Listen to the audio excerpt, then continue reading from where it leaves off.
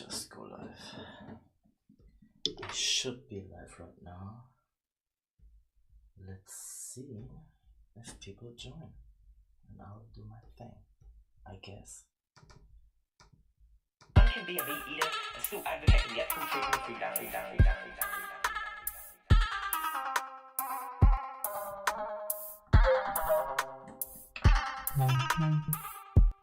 Oh really?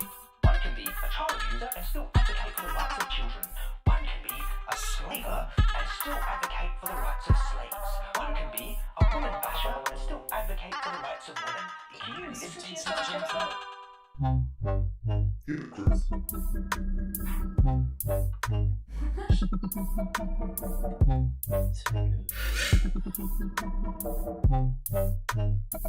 Actually worked.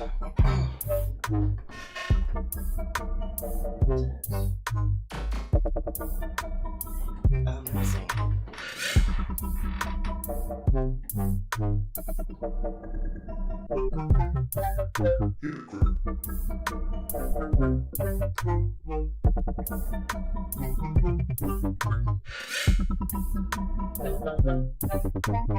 Absolutely ridiculous.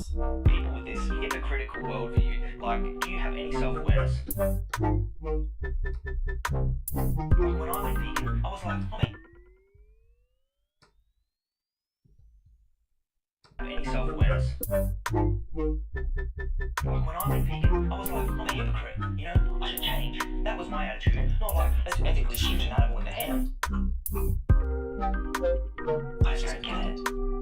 Like, I was a gang member, uneducated, I got sober, and even I could work out that it's wrong to shoot an animal in the head and eat their body. What does that say about most of society?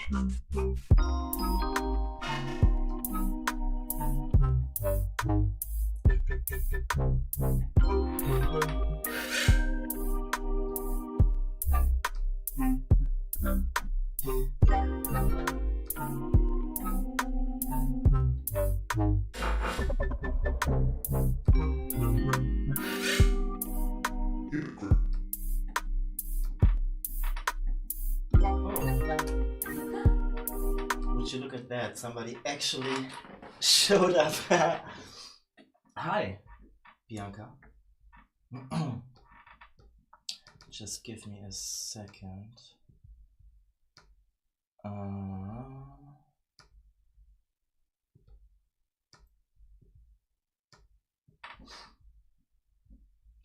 Oh, probably me, I guess. I assume, I presume. I actually don't know what I'm doing right now, if I'm honest. I'll just know that I wanted to rework an older track I did with Joey. You might have to help me with adjusting audio volumes, to be honest. I'm not entirely sure. I never live streamed before. Well, no, that's a lie. I actually did, but it was unlisted. Ja, hast eigentlich auch recht. Even though it would be kind of awkward if people joined and auf einmal redet er Deutsch, weißt du? Nee, Quatsch. Ich weiß gar nicht, ob ich überhaupt sehen kann. Kann ich überhaupt sehen? Who is watching? Nee, es sind tatsächlich nur wir beide. Ja, nee, denn. Aber ich kann leider nicht sehen, wenn Leute reinjoinen. Das heißt, eventuell muss ich irgendwann umswitchen, wenn ich es mitkriege. Oh, jetzt ist der Chat weg. Nein! Oh. Ja, true. Would you maybe... Sollte ich jetzt Deutsch reden oder nicht? Ich habe keine Ahnung. Weißt du was? Scheiß drauf. Kannst du mir vielleicht kurz helfen, die Audio-Level anzupassen? Ich habe nämlich keine Ahnung, ob das Programm zu laut ist im Vergleich zum Mikrofon. oder nicht oder so. Also wenn ich jetzt einfach mal den Song anmache und dabei rede, ob du mich verstehst oder nicht. Halt, ich mach einfach mal. Jetzt einfach mal Trololo. Ich habe halt keine Ahnung. Ist irgendwas zu laut? Kannst du mich verstehen? Oder so?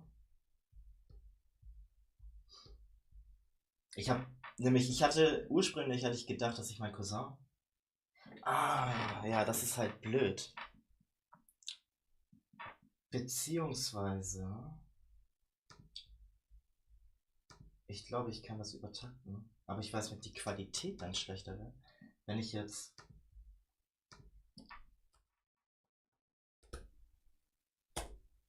Das probiere. Ist die Qualität jetzt schlechter vom Mikrofon? Das muss ganz schön aufdrehen, und dann ist die Musik zu laut. Ja. Ja, okay, auf der anderen Art. Weißt du was, dann machen wir das anders. Dann drehst du einfach auf. Und ist besser. Ach so, okay. Ich probiere einfach mal beides. Ich probiere mal das Mikrofon zu übertakten und gleichzeitig den Song leise. Im Endeffekt habe ich sowieso, weißt du, wenn ich irgendwas spiele oder so, weil das so klackert oder so, kann es sein, dass ich so oder so das Mikrofon irgendwann zwischendurch stumm schalten würde. Aber wäre halt schön, wenn ich beides gleichzeitig machen kann. Ich habe jetzt mal extrem leise gemacht, den Song. Vielleicht kannst du mal sagen, ob das jetzt besser ist. Ich habe keine Ahnung. Wenn du jetzt auf volle Lautstärke machst und beides gleichzeitig hörst, ist eins irgendwie zu leise oder zu laut? Oh, okay. Wait. I need to switch now. I need to switch languages with my cringy German accent. Hi, animals are here for us, not for us.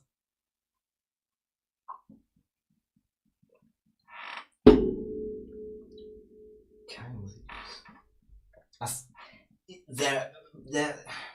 There is probably a delay anyway. I just noticed. I'll start the song again. And please tell me if you can hear the song. Yeah. Can you hear that? And can you hear me? Not. What about now?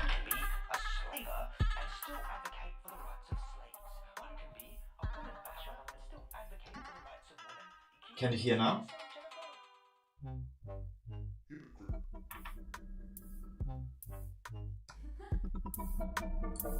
Try to push it a little bit more.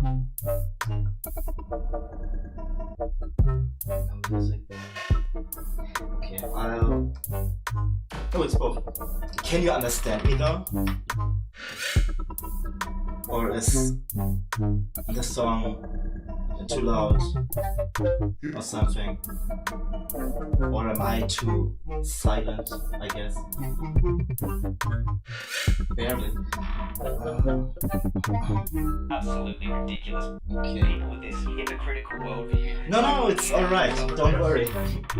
I need to practice my English anyway. I was like, I'm a hypocrite, you know? I should change. That was my attitude. Not like, let's ethically shoot an animal in the The head. song is too loud. I just don't get it. Bummer. Look, I was a gang member, uneducated. I got sober, and even I. The thing is, I'm also afraid that somehow if I push my microphone too much, that the quality will degenerate. You know what I mean. So, I'm not entirely sure what I should do. I mean, I do have... I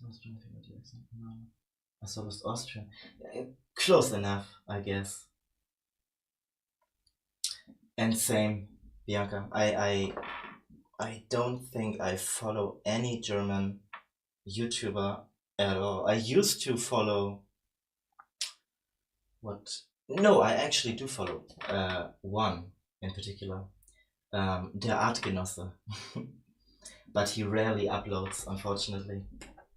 I used to follow Vegan ist ungesund as well, but I believe they stopped doing stuff. Yeah, I mean technically I'm not live streaming at all. Yeah, I'm not live streaming as well. I'm just trying something new, I guess. And yes, Artgenosse is pretty great.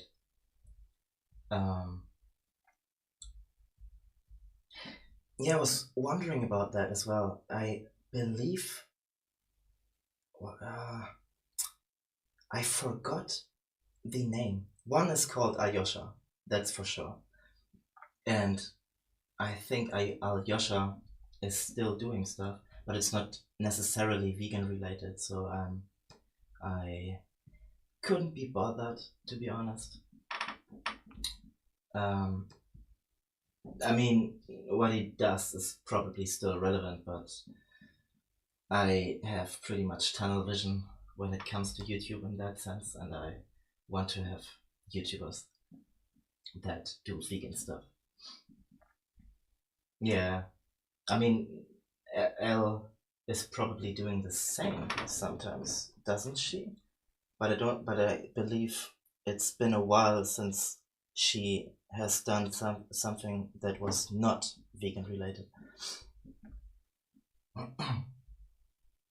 Okay, but quickly getting back to the audio levels, I wanna get this right now, because this is the point of the stream after all. I have no idea how I should go on about it. I'll try again to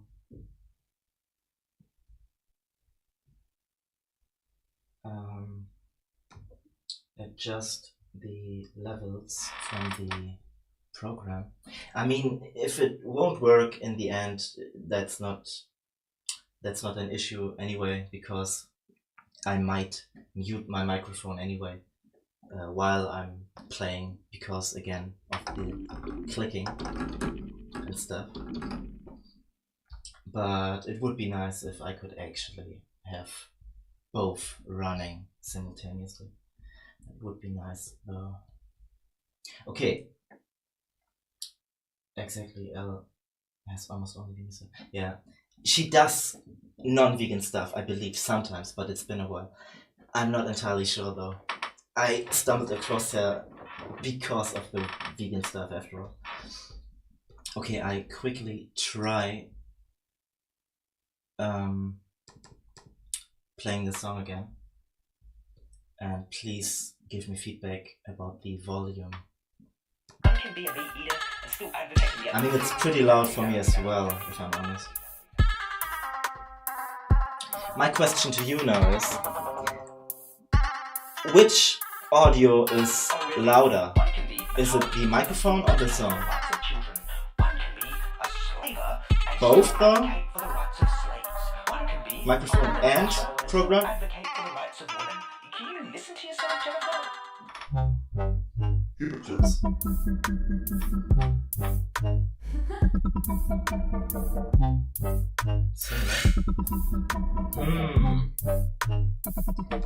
Maybe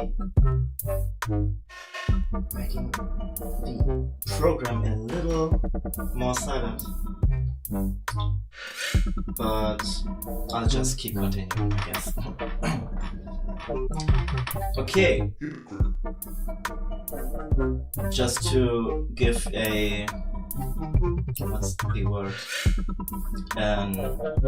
summary of my plan today, I just want to revamp this older track of mine, because I thought I wasn't too unsatisfied with it, to be honest, but I felt like the second half was kind of boring, and I genuinely really enjoyed just playing around Ableton, if I'm honest. It's a hell of a lot of fun. We better find. Yeah, I guess so. But on the other hand, if I might play, I mean, I could just. I'll fast forward to one section where I could play a bit. Oh no, you know what? I'll just let it play. And I just try to focus on the song for a bit. And then I try playing around a bit, and you can tell me if anything sounds off. One can be a slaver and still advocate for the rights of slaves. One can be a woman basher and still advocate for the rights of women. Can you listen to yourself, Jennifer?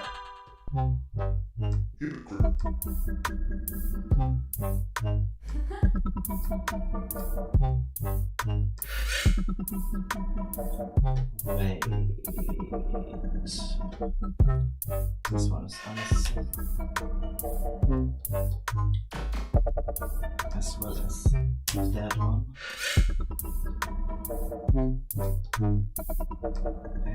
I believe.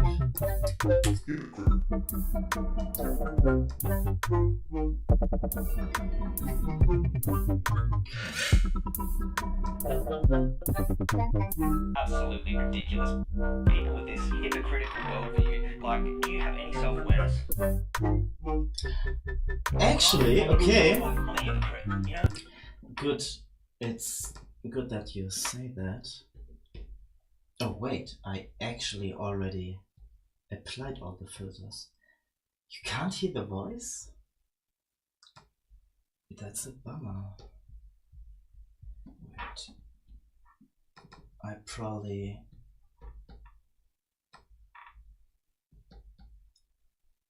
should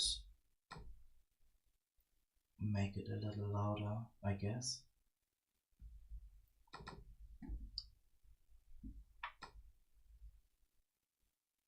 It could be too much though. Let's try. Absolutely ridiculous. People with this hypocritical Might be too loud. worldview, like, do you have any self-awareness? But I'm not too sure actually. Like, when I went vegan, I was like, I'm a hypocrite, you know? I should change. No. That was my attitude. Not like, let's ethically shoot an animal in the It's not from the Tristan talk. I mean, I would like to do a song about that as well, if I'm honest, but damn, that was a frustrating one, to be honest. And with all the I mean, it's complicated. When I think of all the backlash that Joey got, I kind of feel like I have a responsibility to make a song about his points, I guess, and throwing in occasionally some of Tristan's bullshit excuses and dodging and gaslighting and stuff. But I what was it? It was the debate with Garland Farms. When I did a song about the Garland Farm debate, I had a really long sample because I just downloaded the whole debate, and my program just crashed in the end. I don't know if I could make a song about the Tristan situation, if I'm gonna be honest. Except Joey or somebody else might do some shorts about it, because this one as well is a short, actually. I'll try to quickly see if I can find it. I should be able to.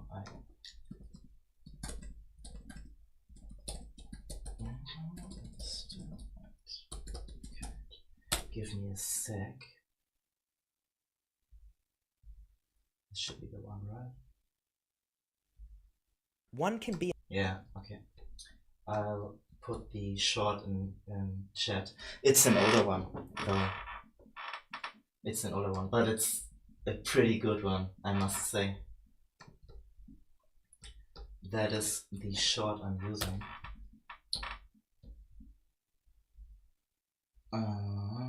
You have slight hearing issues. That's not an issue though. If I'm honest, I probably have some hearing issues as well. I don't know though. It's just that when I'm making music, I fully bump up my headphones, and when I'm outside, I fully bump up my headphones. I constantly listen to music way too loud. That's probably wrong grammar, but I don't care. I don't care though. Am I right?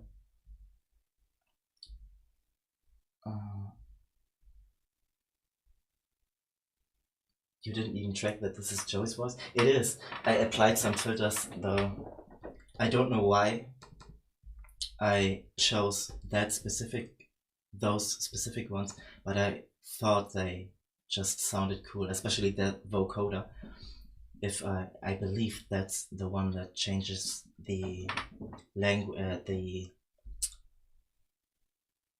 sound, I guess, the most. Let's see if I turn that off. Should be the vocoder. Absolutely ridiculous. It's People actually in a not. critical worldview. Like, do you have any self-awareness? That one. Like, when I went vegan, I was like, I'm a hypocrite. You know, I should change. That was my attitude. Not like, let's ethically shoot an animal in the head. I mean, it's probably I don't get it. Like, It's probably all the filters combined, if I'm honest. I have no idea. It's not like I studied this or something.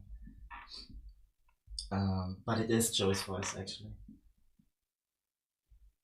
And I agree, yeah, Joey needs definitely some love. Especially like yesterday with Ellie's stream, and when she invited or collaborated, I guess, with Perspective Philosophy. I wasn't, how can I say that in a kind manner, I guess. I'm not particularly agreeing with Perspective Philosophy, if I'm honest. But he can have his opinion, I guess, but I thought he went way too hard on Joey. I agree that Joey could have done better in some ways, but I also think we shouldn't forget that the Tate brothers, for some reason, went so viral, and so many people are watching them, and I mean, you probably noticed as well, the Rumble live stream, and it's Rumble as well. I mean, I wasn't even aware of that platform before this whole Tate debate thing. He still had 30K viewers. Like, the fuck? 30,000 people watching some toxic masculinity, fragile ego bullshitter. People actually watch those two target people, and I don't know. Joey probably was painfully aware of the situation, and he was just careful. That's at least how I perceived it. And he did good, I would say. And it was also good that he was careful. I mean, maybe he said some things that could have been said in a better way, but you shouldn't forget that overall, I would say Tristan occasionally was pretty passive aggressive, and I try to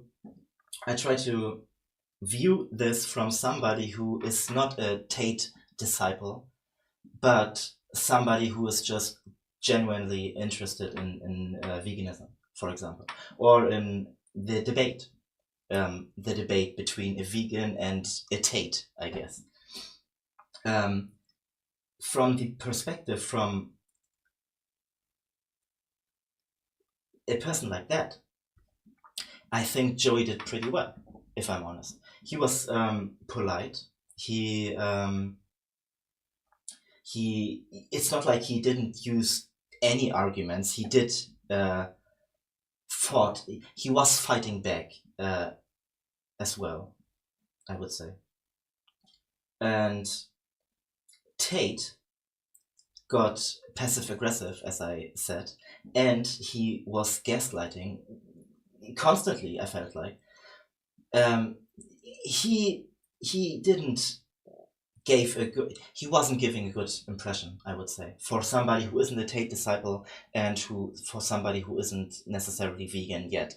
So in that sense, I would say Joey did pretty good. And for people to just jump on him and rip him apart like that, I just think it's unfair. Honestly, it's bullshit. And I'm not aware.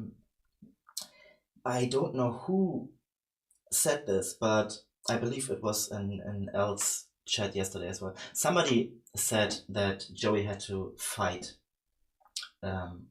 with mental issues, and when I put this into the equation as well, I just think that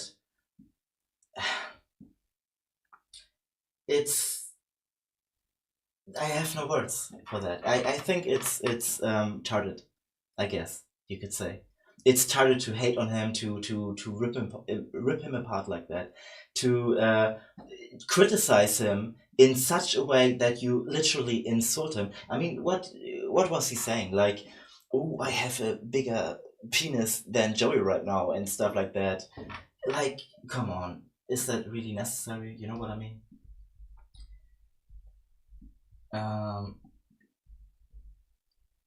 Wait, I actually haven't looked at chat. I will look at chat right now.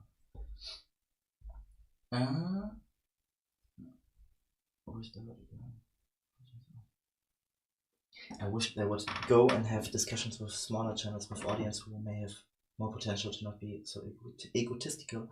I would like to see someone debate someone like Lonabox. I don't know Lonabox, if I'm honest. I heard the name before, but I never spent time actually checking out who he is. But I do agree that I wish they would have debates with smaller channels, but I also think that they're intentionally not doing that.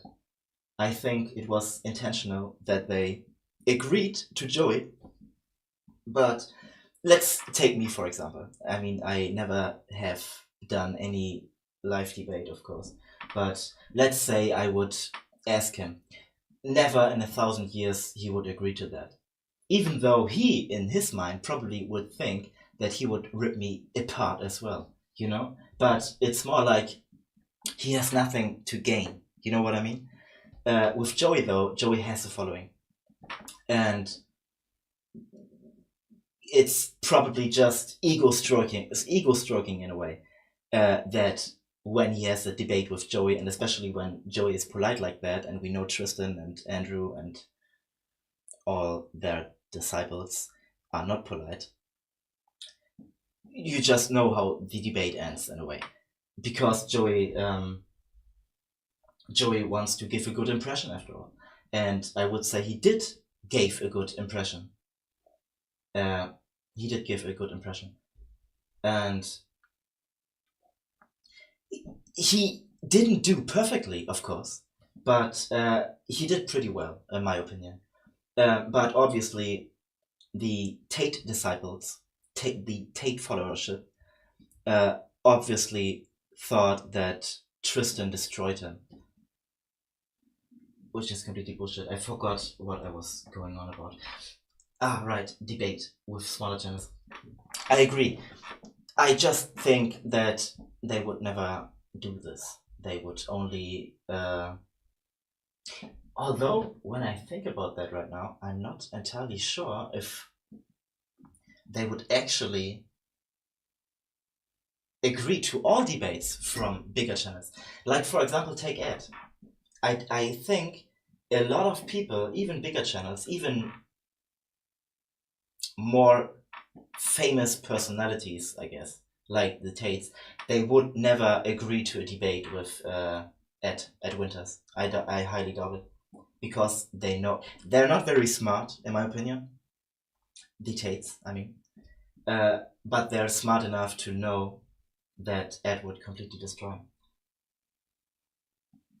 I don't think they would ever agree to a debate with Ed. Same with Piers Morgan, in my opinion. Ed would never appear on a Piers Morgan show, I believe.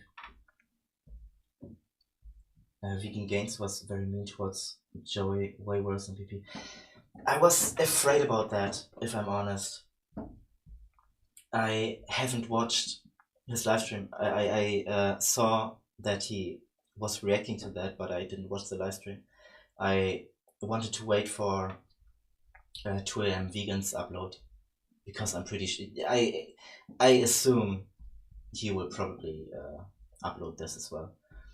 But yeah, I thought Richard probably would insult Tristan as well, because he gave some pretty dumb takes as well.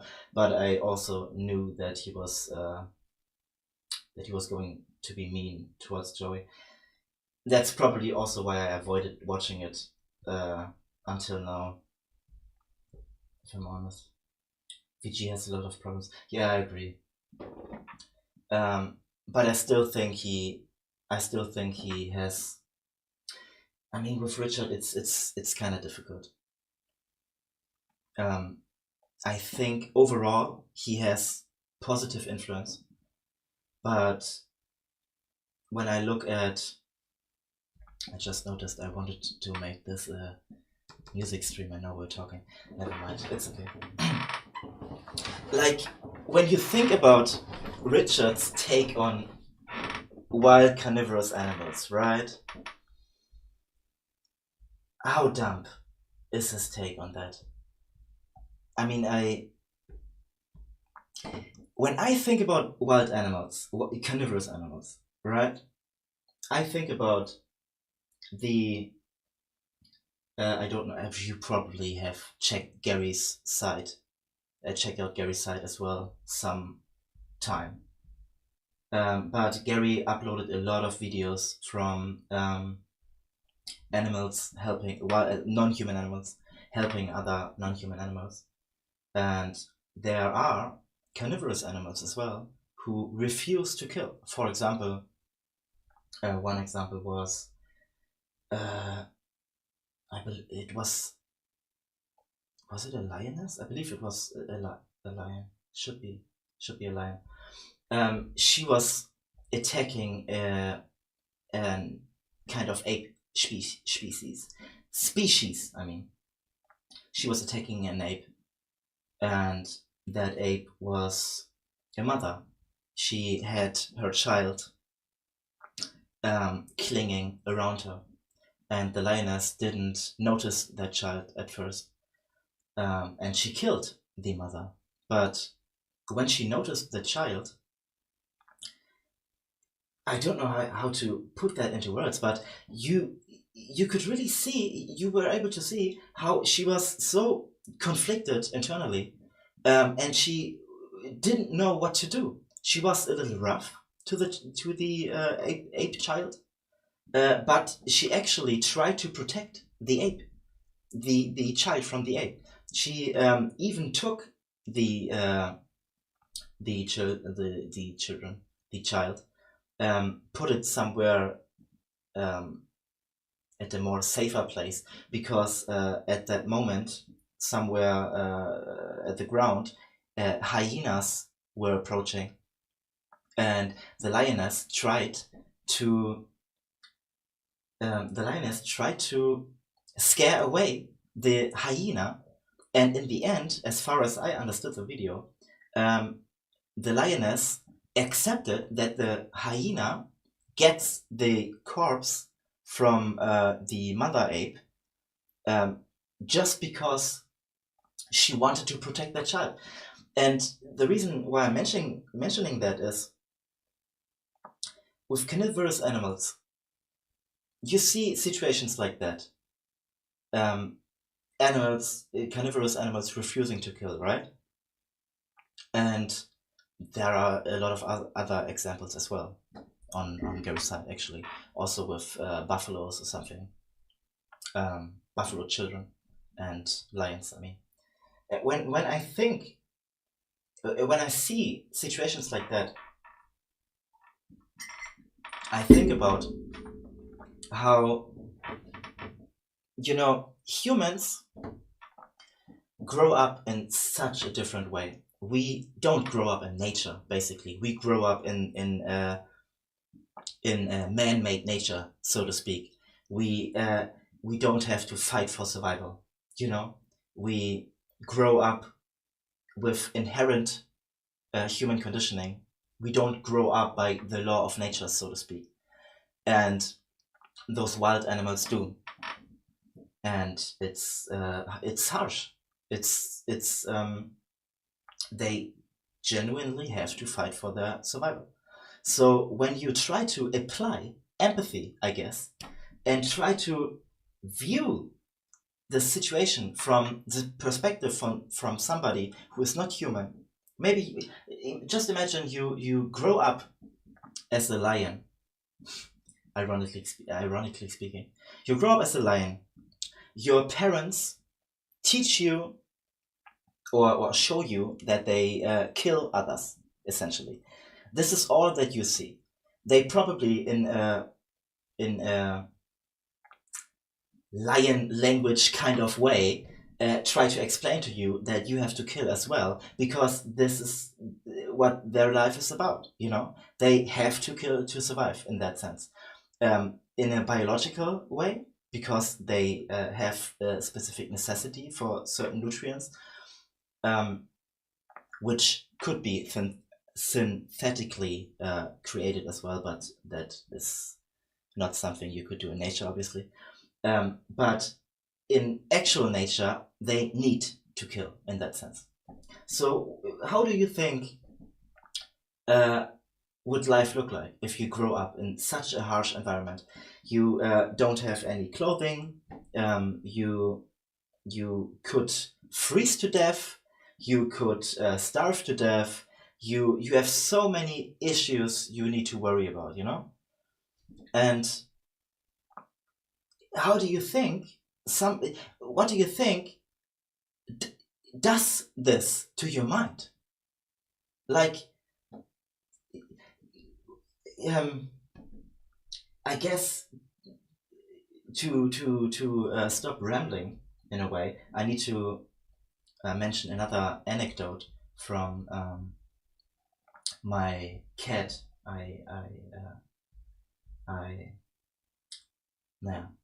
My family member cat I used to have.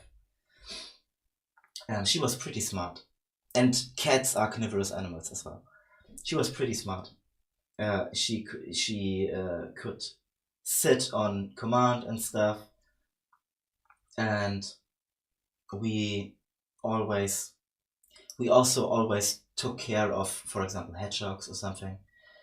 We took care of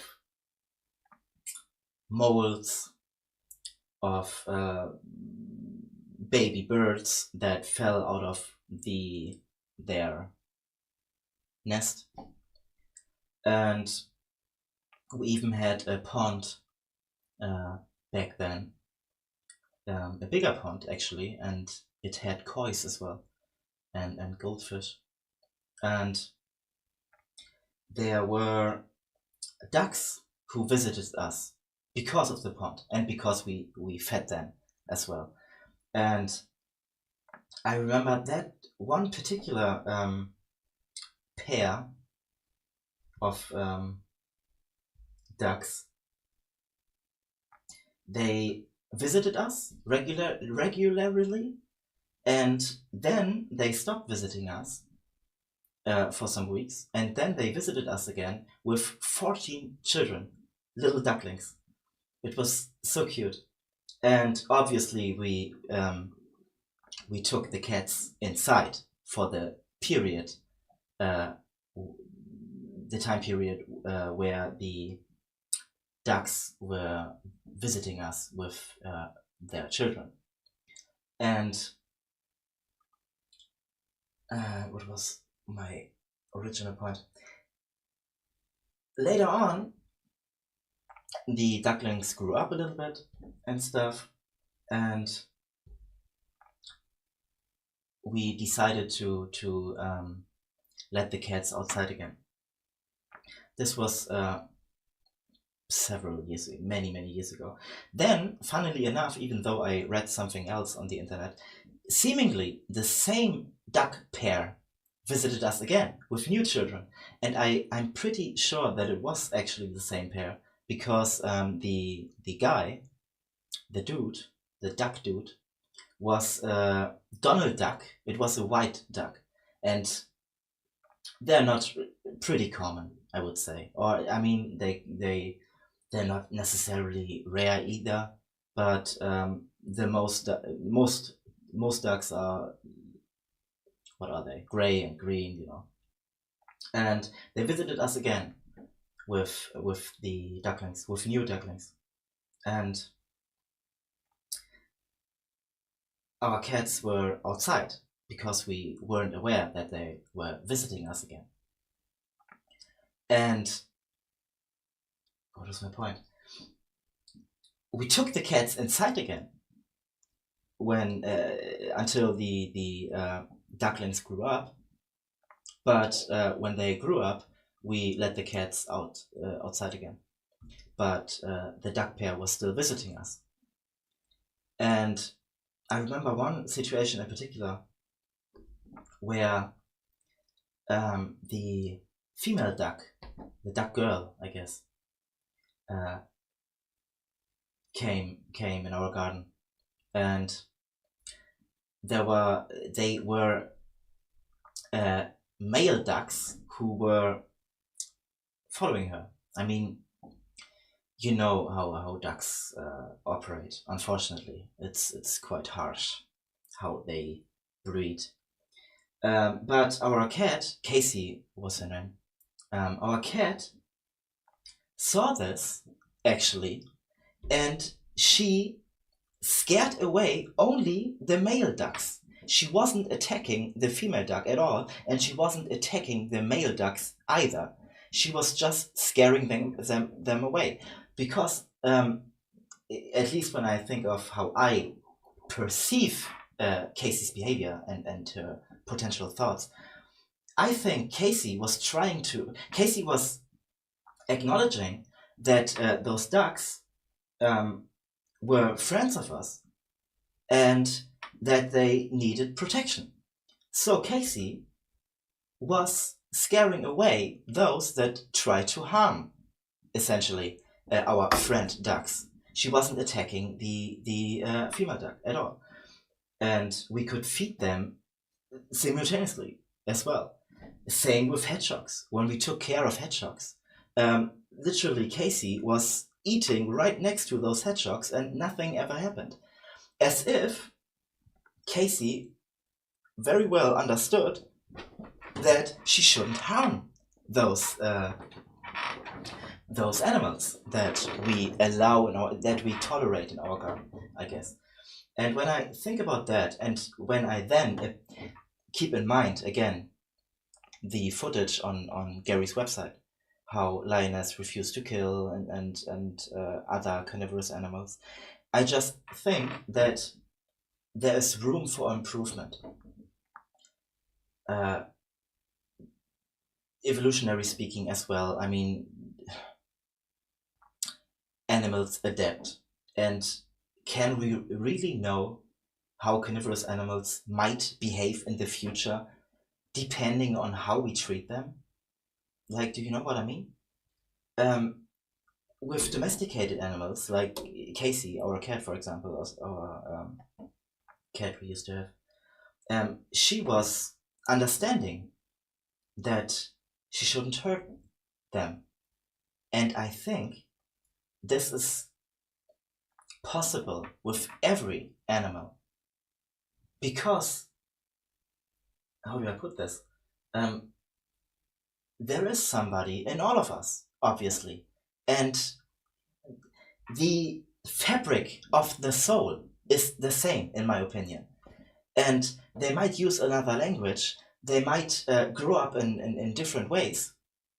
But inherently, I believe we can teach them to do better, in a sense. And instead of saying that we should eradicate all wild carnivorous animals, I just think that's retarded. I don't know. Especially as a vegan, like, shouldn't we focus on humans first? You know what I mean? Like, how ridiculous must it sound, or how ridiculous does it sound? I don't know. To a non-vegan, for example, who stumbles across Richard's channel, and let's assume this is the first vegan channel they stumble across, and this channel promotes eradicating carnivorous animals. Like, that is the biggest, for the lack of a better analogy, bone I have to pick, I guess, with Richard. It's the biggest critic I have towards him. But otherwise, I think he does some pretty good stuff. He what I like about him is that he doesn't sugarcoat anything, but that's only helpful in topics he is knowledgeable about, I guess you could say. When it comes to carnivorous animals stuff, I just think he has no idea. And I'll take a look at chat now because I'm a little slow and I was trying to bring my point across and I wasn't looking at chat at all. I'm sorry. I hope you excuse me. And Vegan Games wasn't the best debater against Destiny either this week. They shouldn't be silent. Yeah, I mean, I haven't. Which debate are you referring to? This the debate that started with this abortion stuff again, where what is Destiny's position again? Like 20-week-old fetuses and stuff. Do you mean that? Because I wasn't even watching that until the end, if I'm honest. I couldn't be bothered. With Destiny, I honestly think Destiny is a clown. I have no other word for that. I think Destiny is so obviously full of shit, and I can understand that it can be valuable when you have a debate with a bigger channel, and I believe Destiny has a somewhat bigger channel. But I just think he's stupid, if I'm honest. Not a good look. I've seen that too. Separate types of dogs with cats, another one. Yeah, exactly, right? I mean, we shouldn't judge wild animals too quickly. Definitely not. And honestly, who are we to judge in that sense? We are growing up so privileged. We don't have to worry about starving to death, about freezing to death, nothing like that. We have such blessed lives in a way. You know what I mean? I mean, sure, it can always be better in many ways, but compared to wild animals, like, we have it so much better, obviously. So I think talking about wild carnivorous animals makes no sense if we don't have if the majority of the of humankind isn't vegan yet. In that sense, it's like that one meme. I don't know if you know that. If you know this meme, with like talking with a vegan about animal rights and talking with a meat eater about animal rights. Like, I feel like there's a connection in a sense. I think when I think about talking to a non-vegan, for example, I think bringing up wild carnivorous animals makes no sense. We should talk about our influence first, and then we can move on. Then we can discuss how we might interact or not interact with wild animals, carnivorous or not. But I just think this topic is pointless, honestly.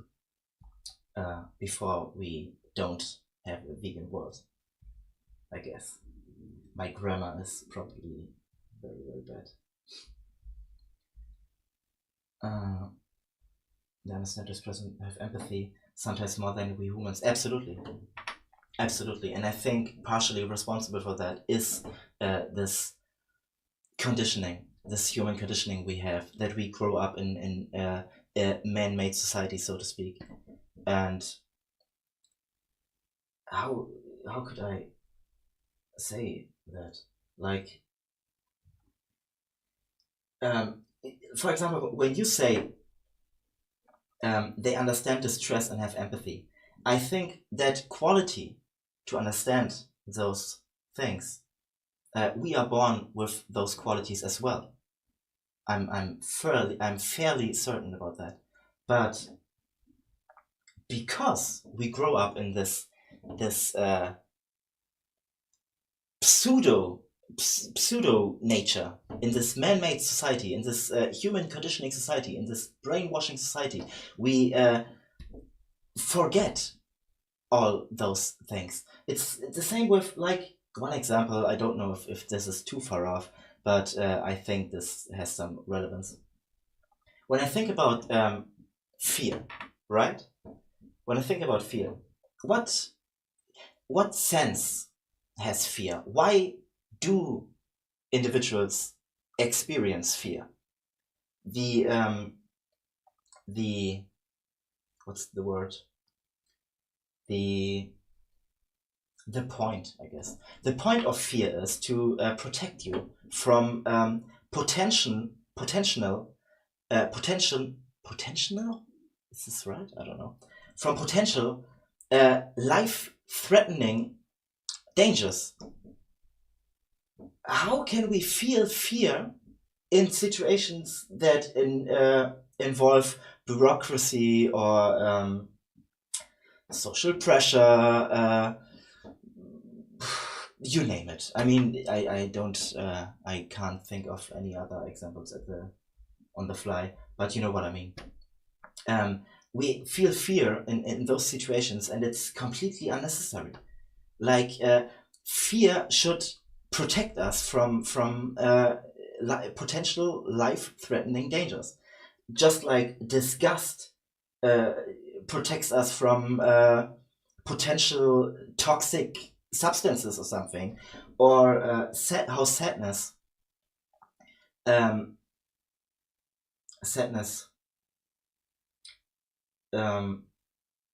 how do I put this into words? I feel like the point of sadness, for example, is to reach out. That's the word I was searching for. To reach out, company, I guess, to get help in moving on because of a recent loss or something. Like, all those emotions have their relevance, but the way we experience those emotions nowadays is completely messed up in many ways. And in that sense, I think we are the brainwashing, in a way, that happens through human society lets us forget what life is actually about. You know what I mean? Like, we could as well understand distress and empathy in a probably very similar way than they can. But because we grow up in this overly stimulating, fast, constantly changing society, we have no time, in a way, to even think about that. And so we start to forget. And we don't remember, obviously. And I think that also leads to people, because let's get back to veganism. Let's get back to veganism. Because when it comes to veganism, the majority of people are still funding the, you know what I mean, the atrocities that is animal agriculture. And it's beyond any. It's inherently illogical to everybody, I'm sure. And they still argue, they still don't change like that, you know? And why is that? And I think partially responsible for that is exactly this human conditioning and the fact that we forget those inherent values that we grew up with. And it's sad, of course, but I also think that it's wonderful in a way, I guess, that we can see those behaviors in wild animals or even in domesticated animals, like certain dogs or cats, for example. And actually, that should help us remember. We should look at them, see how they, what's the word? I guess emotional intelligence is the topic, I guess. How their emotional intelligence is so huge, right? That even though they do not speak our language, they are not our species, and yet they have a much easier time recognizing our distress on a whim, if that's the right word, I guess. They immediately, in some cases, recognize that distress, while with some humans, like, I don't know, certain clicks, I guess, speaking partially of experience, but I also saw this in people I am not too close with. But I guess my point is, with humans, human to human, right? You can have a situation where people hang out together, and one, at least in my opinion, right, or even in the opinion of some of those animals we're referring to, non-human animals, that is, that one human is obviously sad or in distress or trying to get over something. They don't feel good. That is my point. And people hang out together, and that sad person in this hypothetical is present as well. And people don't notice. Like, even though it should be so obvious. Like, on one hand, okay, you could say maybe some are intentionally ignoring that because they don't want to drag down the mood or something. But on the other hand, with many people, I'm fairly certain that they genuinely don't see their distress, their sadness. And that is so sad, I think. Because, like I said, when you look at those wild animals, for example, and when you look at human children that might not have been conditioned severely yet, I guess, they have a much easier time applying empathy, I guess. Applying empathy, recognizing suffering in others, putting themselves into the position of others. And most humans seem to have forgotten this ability to apply or to put yourself into the position of somebody else. And I'm rambling. I'm rambling, but I hope you get my point. It's just it's sad in a nutshell again, because I'm convinced that humans have those abilities as well, but we just forget. We need to remember ourselves. And I think vegans, or at least true vegans in a sense, or the majority of vegans, however you want to put it, have relearned that ability, or they have remembered that ability, I guess.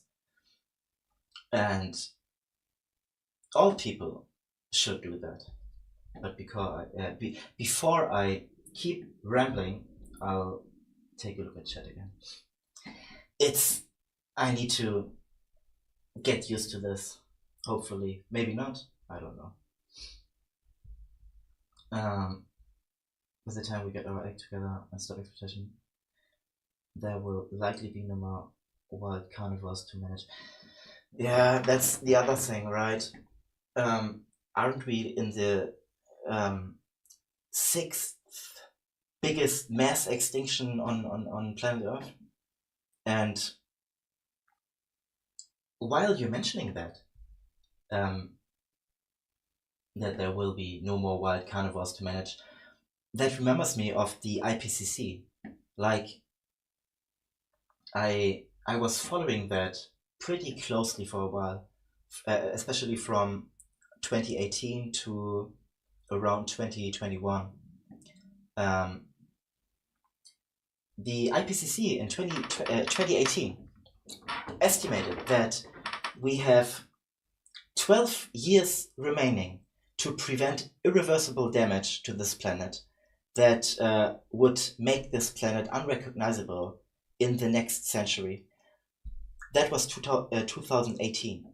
2019, it changed from 12 years to 8 years.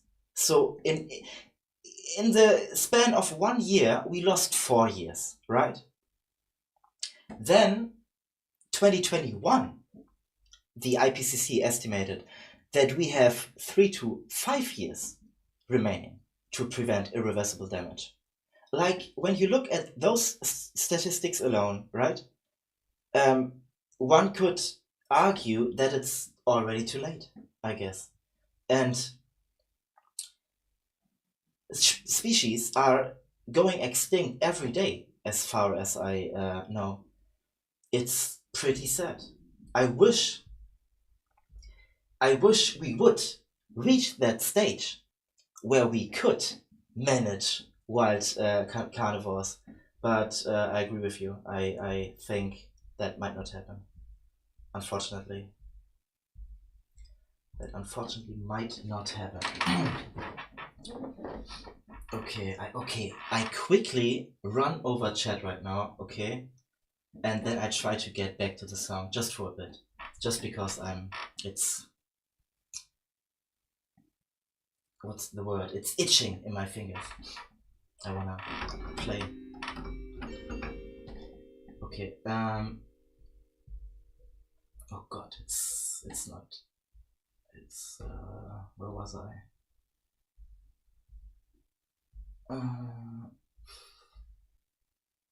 People love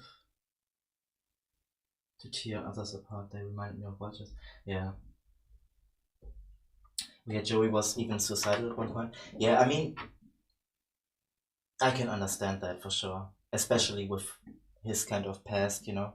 Like, obviously, when you have to get over severe trauma, this is not something you can just brush off, right? And at least in how I think that it works, it's not like I'm a professional anyway. Even if you manage to somehow get over trauma, it can re-trigger pretty quickly. I'm sure of it, and especially because of that, I think it's so unfair from people who shit on Joey that much just because he didn't do perfectly in this Tristan debate. Like, when I see people complaining about Joey, I just think, like, okay, do it better then, you know? Do it yourself then. Did you have a debate with Tristan? No? So stop complaining. You know what I mean? Joey did good. He could have done better, of course, but he's human and not some perfect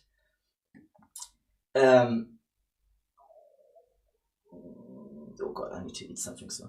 Some perfect individual who doesn't make any mistakes. So of course there is some critics to have, I guess you could say. That is no reason to hate on him so much, though. Definitely not. Hi, Michael. Honestly, I'm not good at live streaming. I recognize that now, but I hope I'll get better. I hope I get better soon. I don't know vegan channels except for music channels. Don't know what you're referring to at the moment. Okay. Just because Tristan was talking fast, they thought he was said. Just because Tristan was talking fast, they thought what he said, I guess, was sound. I know, I get it. Yeah, maybe. I mean, what kind of people are you talking about, though? Like those 12-year-old Tate disciples? They would believe anything Tristan would say anyway. I guess if they had to explain why they think Tristan was winning this debate, they would probably say something like because he sounded professional or something like that. And actually, the reason why they are saying that probably was because he was talking fast. That might be the case. Confidence doesn't equal intelligence. Exactly. People should be more humble. In all honesty, humbleness is a quality that people lack. Most people, in my opinion. Honestly. Piers Morgan is too clever to invite Ed. Yeah, exactly. And that's also why I think people sometimes invite Joey to those debates, because they underestimate him. Definitely. Especially because he talks himself down as well sometimes. Joey sometimes says, like, I'm not particularly smart, this and that. I am not pretty knowledgeable about topic X or topic Y. I think stuff like that makes people think Joey is an easy victim in that sense, and that's why they're debating him. But I think Joey wipes the floor with most people, actually. Sometimes there's stuff that Joey says that I don't agree with as well, if I'm honest. But overall, I think he does pretty well.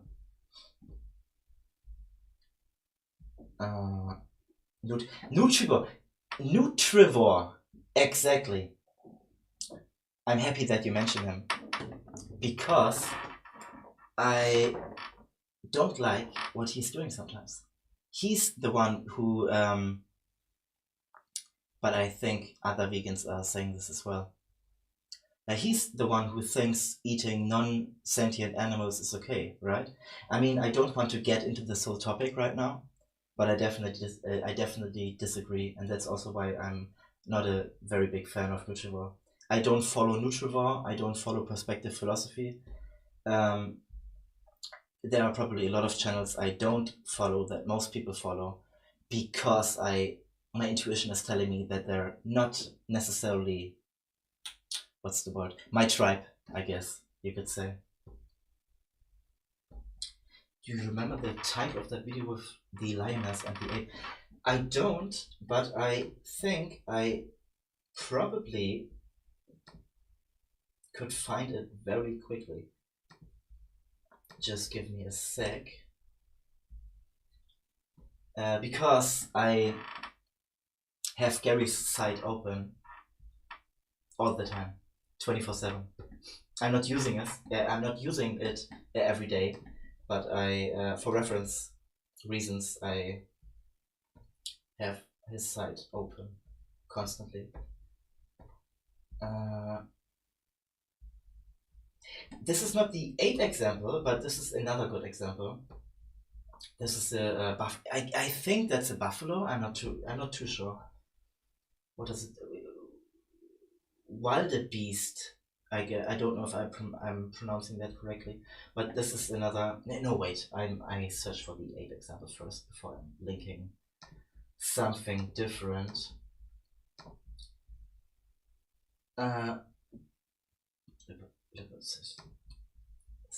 It might be this one.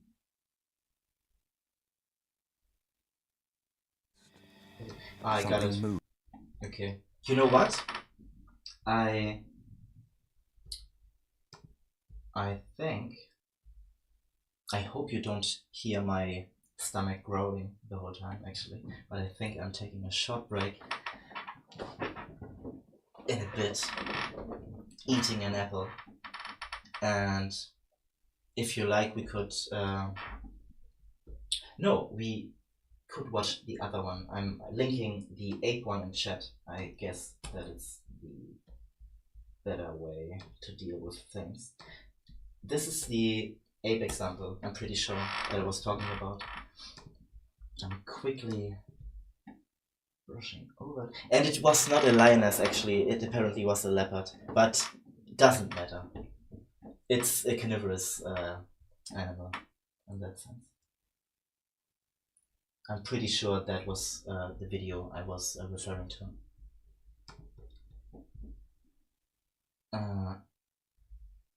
I think lab-grown meat could be great to lessen wild animal suffering through getting eaten by carnivores if we keep them fed somehow. Exactly, I agree. That is also the only reason why I think lab-grown meat could be helpful. I don't think lab-grown meat should be something for human consumption. I think it's pretty sad, actually, that many people prefer to wait on normalized lab-grown meat instead of just eating a freaking bean burger or something. You know what I mean? Like, there are so many vegan alternatives in that sense. It's huge. It's amazing. Especially when I think back when I turned vegan. I mean, we had a small variety at that point as well, but now it's just exponentially multiplied. It's crazy how much vegan burgers, sausages, you name it, stuff there is out there. And for people to call those foods disgusting or chemical or some other bullshit like that, and the same people, though, saying that they would eat lab-grown meat, I think they are unreasonable, honestly. They are unreasonable. Ducks are gang rapists, exactly. I'm not too sure if I'm allowed to say that word, but I probably shouldn't bother to care about that, I guess. True, ducks are gang rapists, and it's sad they are.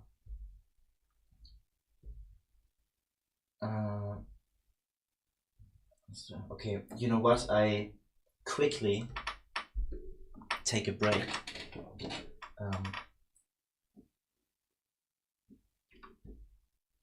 What's the word? Snipping? I don't know. Anyway, I will eat an apple, and then I will come back, and then I will do some music for a bit, and then we can talk about some vegan stuff. Some more vegan stuff, I guess, if you would like. Because I would prefer that as well. And it's not like I would prefer that in a sense, I would prefer that compared to doing music, but what I'm trying to get at is that I would also like to do vegan live streams, of course. That is my point. I need to get my grammar on point. Okay, give me a few minutes. I'll be right back. And look at that, I even came prepared with a screen. This is kind of cringe, but I don't care. See you in a bit.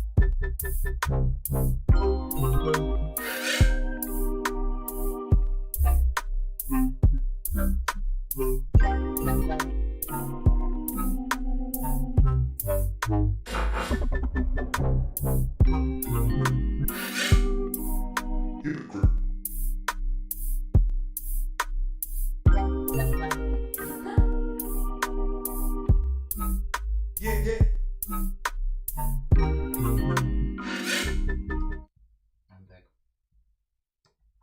For the time being, I will lower my microphone volume just so you don't have to hear me munching that loud.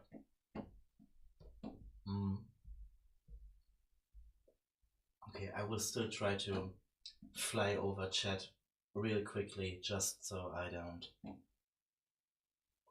be rude to you.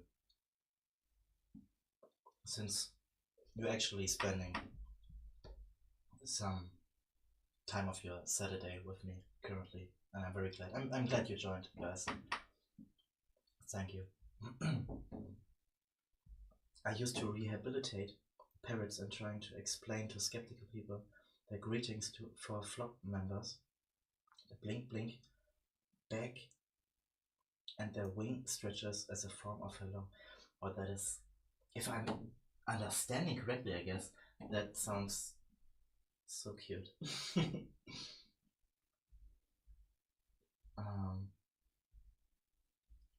And thank you for helping parrots. Thank you. Oh, hi Kane. You joined as well. Gosh, probably I read one comment or something. Okay, wait, I'm pushing the microphone volume a little bit again. I responded to something earlier, and then I just rambled on and on and on. I hope you don't mind.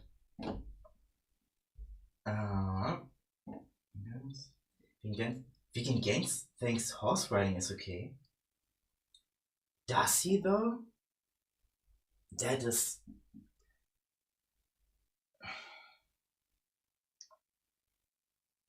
that is another target take, isn't it? I wasn't aware of that. Okay, I kinda doubt Richard more and more in what he does. It's too bad that I guess, yeah, that people in general can't reach out to him enough in a way that's wrong grammar, but that sticks in his head, you know? Like, I feel like regardless of which controversial topic, I guess, you would talk about with him, for example, the wild carnivore situation, and apparently horse riding as well. Richard, I just know that, well, I don't know, I assume, right? I assume he would probably act a little smart-assy in a way, and wouldn't, like, it's hard. I'm also not very familiar with the I guess inherent structure of logic like those debaters do. Richard included, I would say. So I just think, even though I would, if I would have a discussion with him about this topic, right, and I would give him my opinion, I guess, my thoughts on the topic, I bet he would be like, yeah, but that's not logical. That's not a reason. That is not a reason, or something like that. Like, I think he would argue on this. How do you call it? This meta layer, I guess. And I just think it would be frustrating. I don't know. And he can be very harsh as well. But I actually would really love to discuss those topics with him, because again, I do think he does some very good stuff, or he has some very good videos, and he has some very good takes on specific topics, and he has some very good debates, and excuse me, and the fact that he doesn't sugarcoat anything is one of his what's the word? One of his attributes that are so valuable, I guess you could say, because so many people crouch into the ass of other people, metaphorically speaking in a way, and I don't like that. I like it when Richard is not bullshitting, and when he exposes people, I guess. But yeah.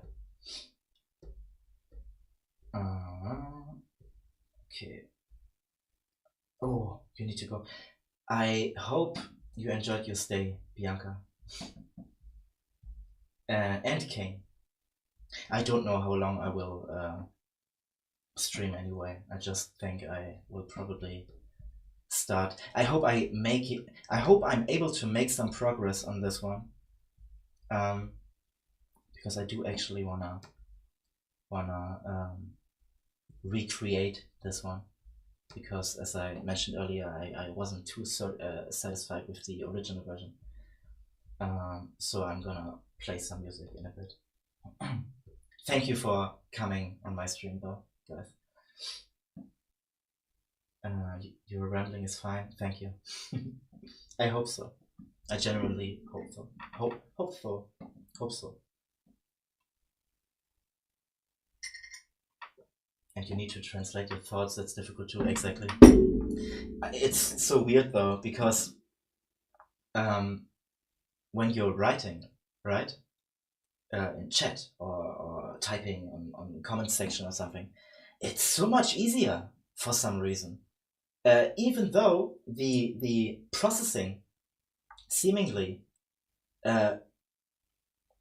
is pretty fast. Like, it's not like I have to think so much about what I'm typing. when I'm typing, it just flows in a way, you know? But when I'm speaking, it won't work like that. It's frustrating.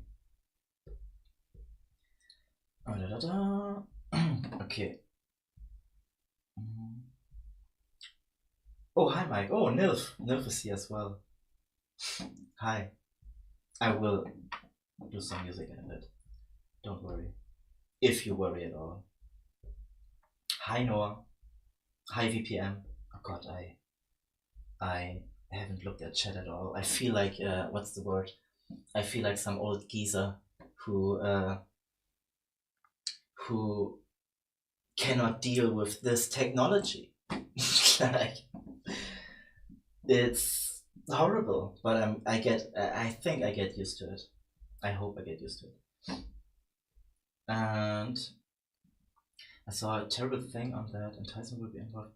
You have to constantly have a young herd. It reminds me of the horse blood farms.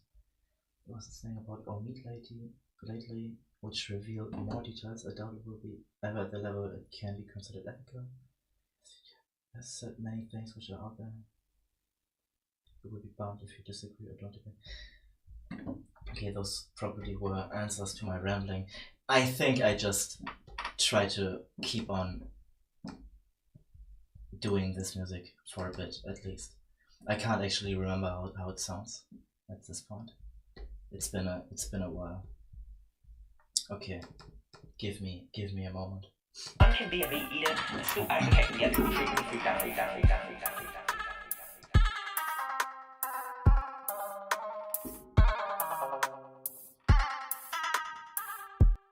Oh really?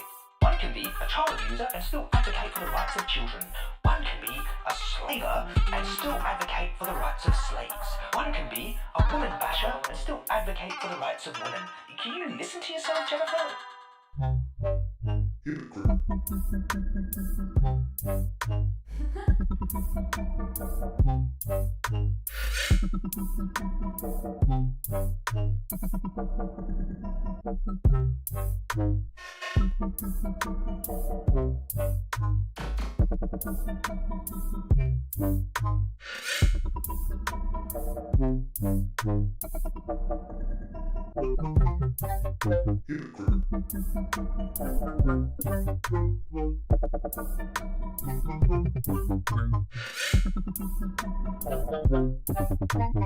Absolutely ridiculous.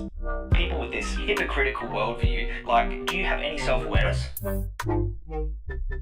Like, when I went vegan, I was like, I'm a hypocrite, you know, I should change. That was my attitude, not like, let's ethically shoot an animal in the head. I just don't get it. Like, I was a gang member, uneducated, I got sober, and even I could work out that it's wrong to shoot an animal in the head and eat their body. What does that say about most of society?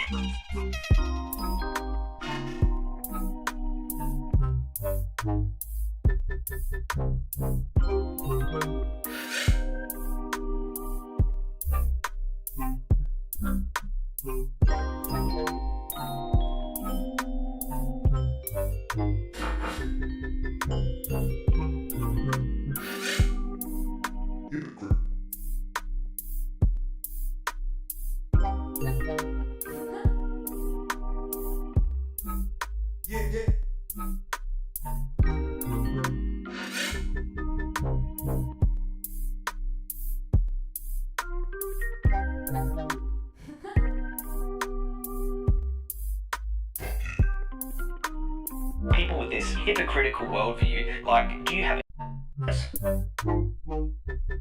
like, when I went vegan, I was like, I'm a hypocrite, you know, I should change. That was my attitude, not like, let's ethically shoot an animal in the head. I just don't get it. Like, I was a gang member, uneducated, I got sober, and even I could work out that it's wrong to shoot an animal in the head and eat their body. What does that say about most of society?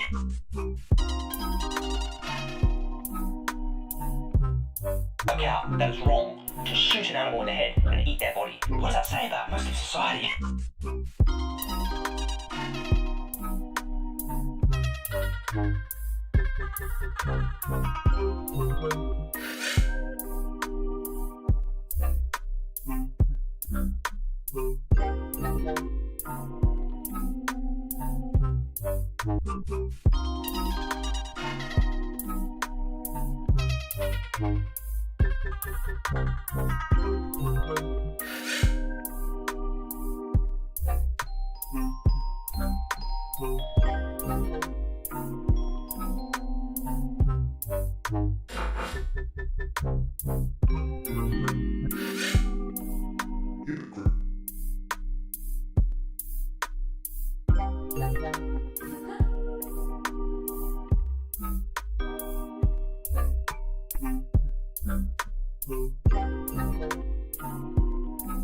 This is how I originally intended the stream to be.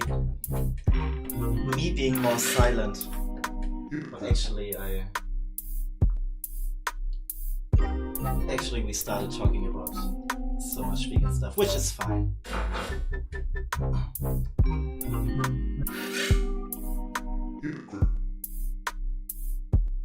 Work out that it's wrong to shoot an animal in the head and eat their body. What does that say about most of society?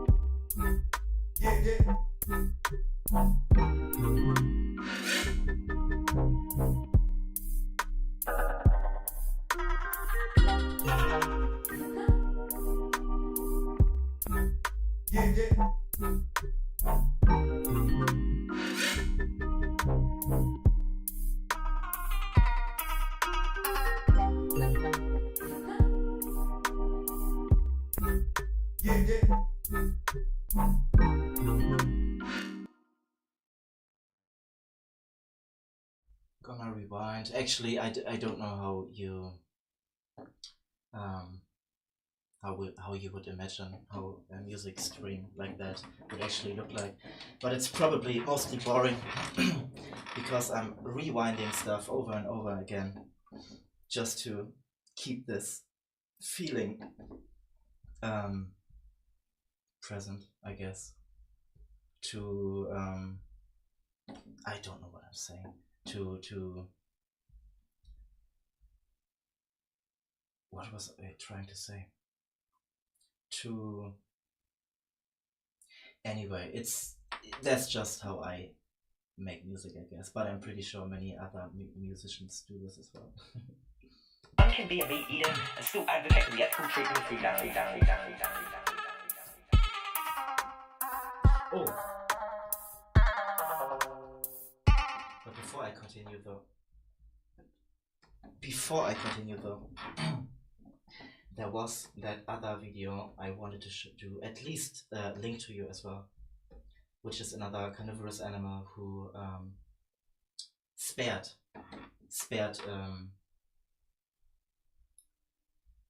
what are they called?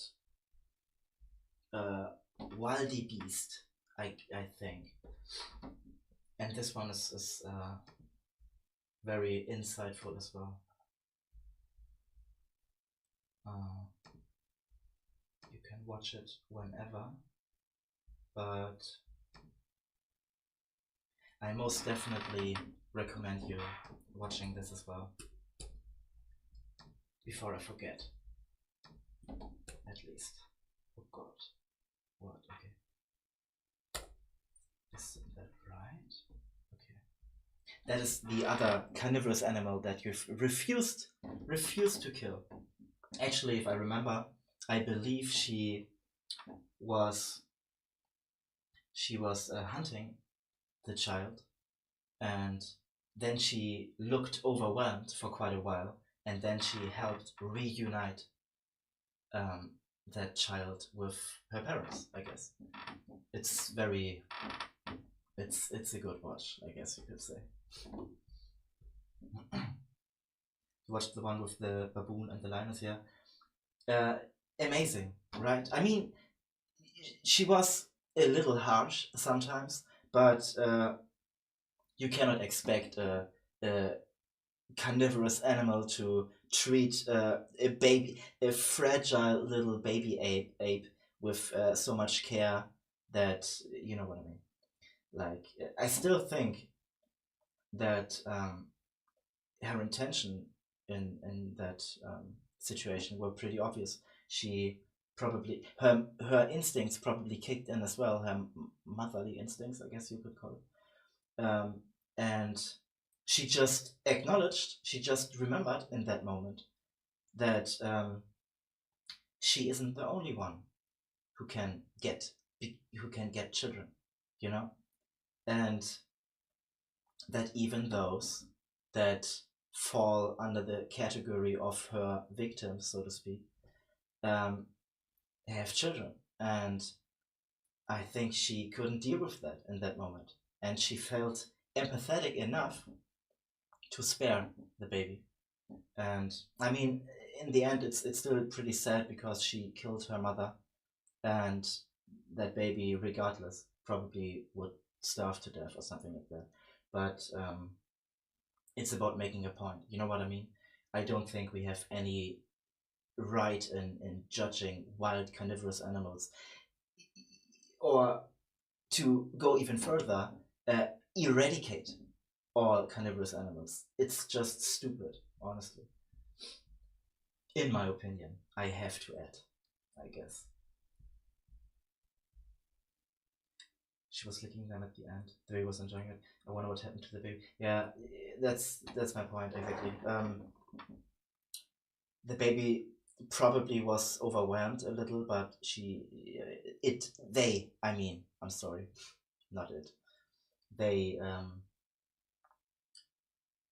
probably they didn't feel threatened. That's what I was trying to say. I think maybe they were scared at the beginning, but I don't think that this stance stayed until the end. I think the baby ape realized that she wasn't trying to harm them, you know. But yeah, I think that baby probably still starved to death. Probably. I mean, her mother wasn't alive anymore, you know. Sadly. The photographing crew did not rescue. That's another thing, you know. Like, okay, I can understand when people say we shouldn't interfere with nature, right? Even though that is inherently ironic in and of itself, because I don't need to explain, right? But if you're already there, right? You already see somebody who, I mean, to apply it on that situation specifically, you see how she killed the mother, spared the child. What was I trying to say? Spared the child. Imagine the leopard left after a while, because she has her own life, obviously.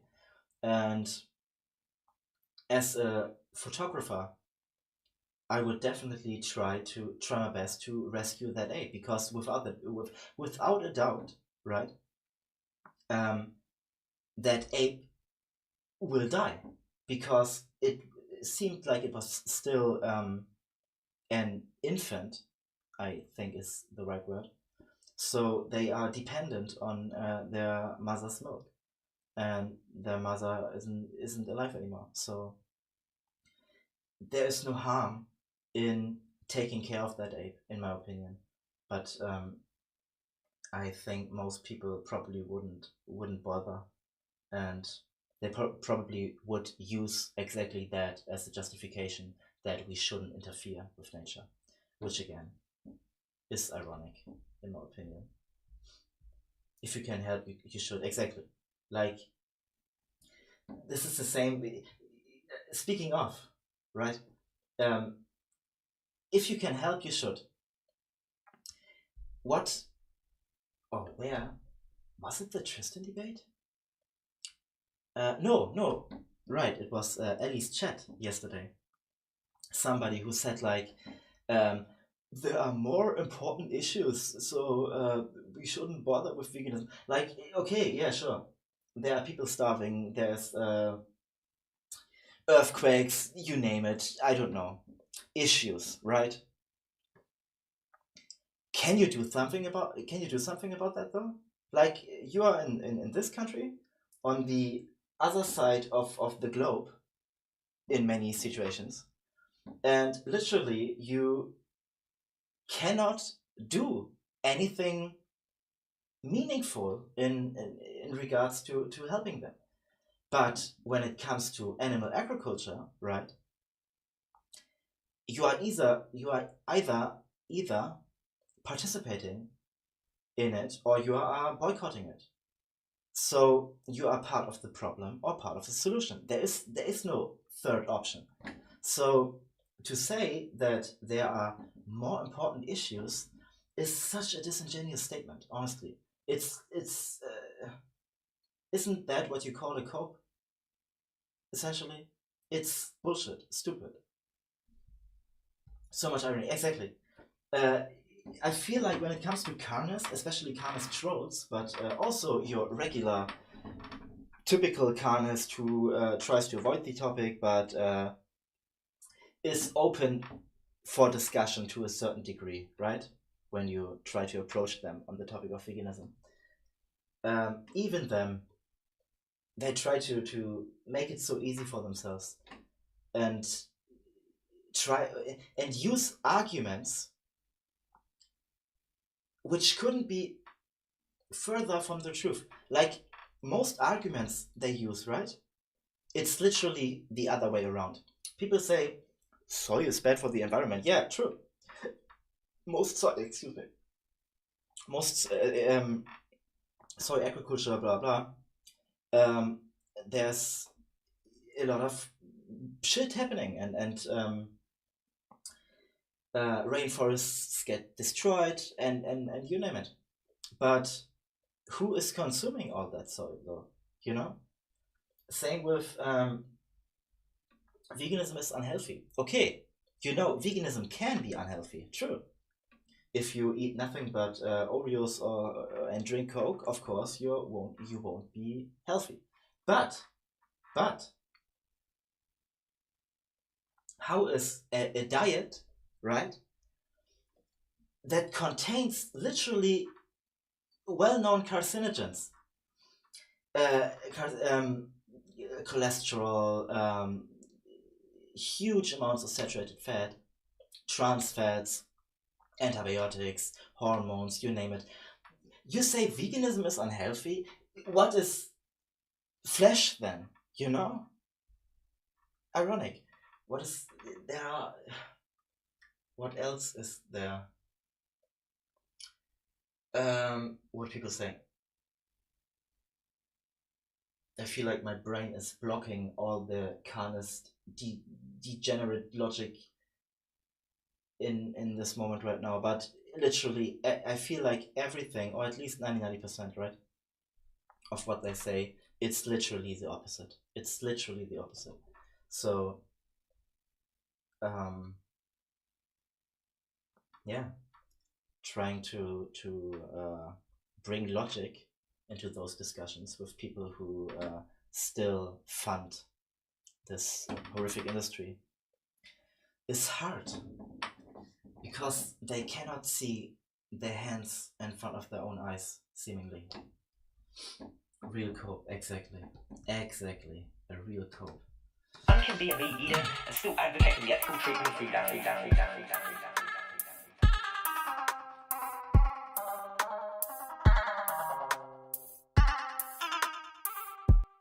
Oh really?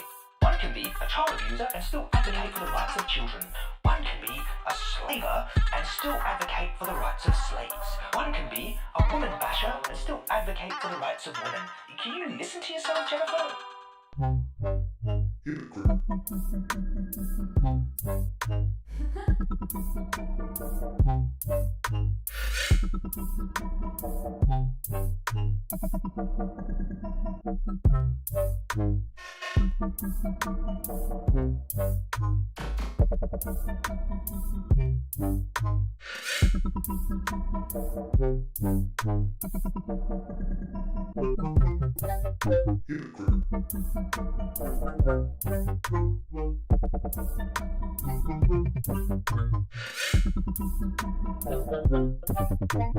Absolutely ridiculous. People with this hypocritical worldview, like, do you have any self-awareness? Like, when I went vegan, I was like, I'm a hypocrite, you know, I should change. That was my attitude, not like, let's ethically shoot an animal in the head. I just don't get it. Like, I was a gang member, uneducated, I got sober, and even I could work out self-awareness. Like, when I went vegan, I was like, I'm a hypocrite, you know, I should change. That was my attitude, not like, let's ethically shoot an animal in the head. I just don't get it. Like, I was a gang member, uneducated, I got sober, and even I could work out that it's wrong to shoot an animal in the head and eat their body. What does that say about most of society?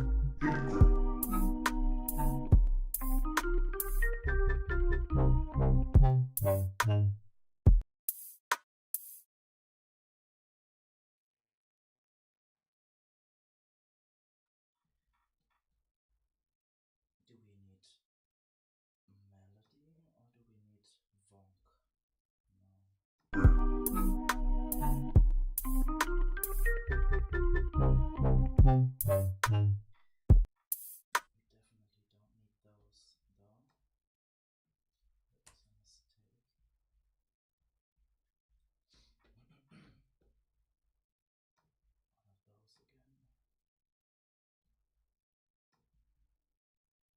Absolutely ridiculous. People with this hypocritical worldview, like, do you have any self-awareness?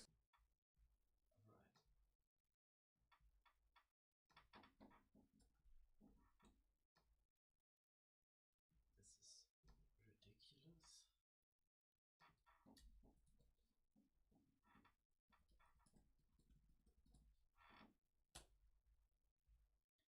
And this is People with this hypocritical worldview, like, do you have any self-awareness?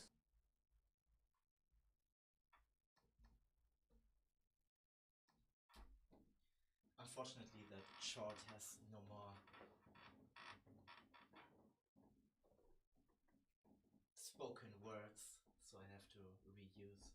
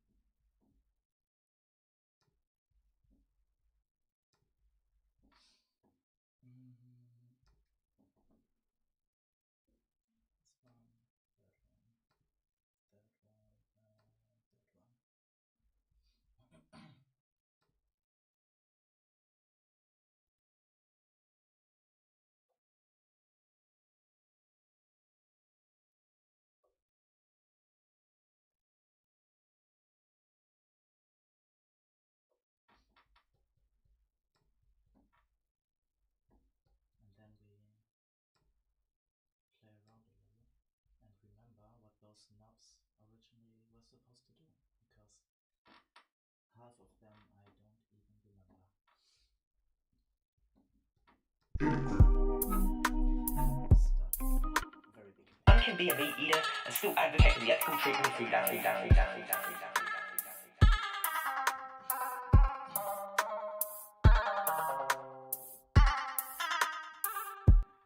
Oh really? One can be a child abuser and still advocate for the rights of children.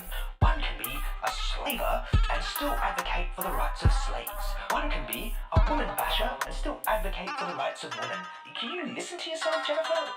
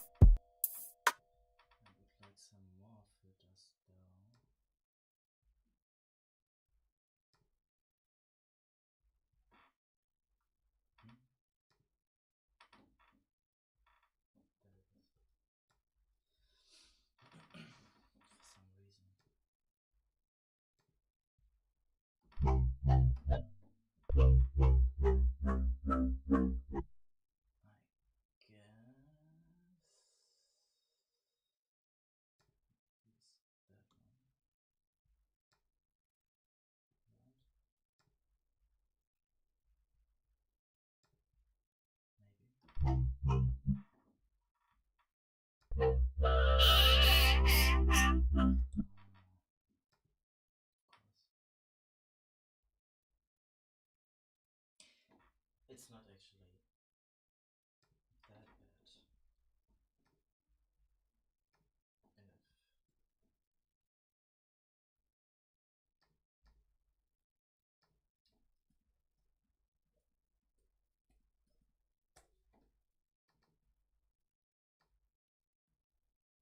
Oh.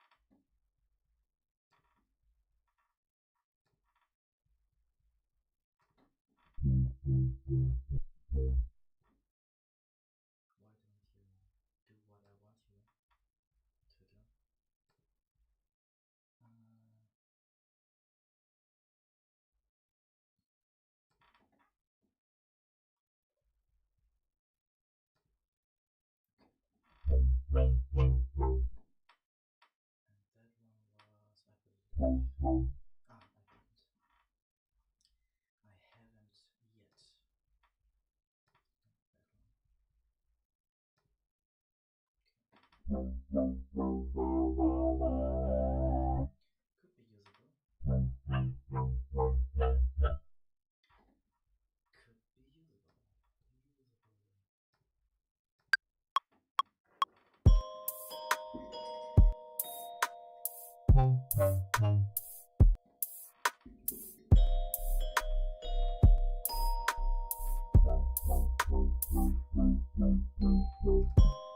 Could be usable.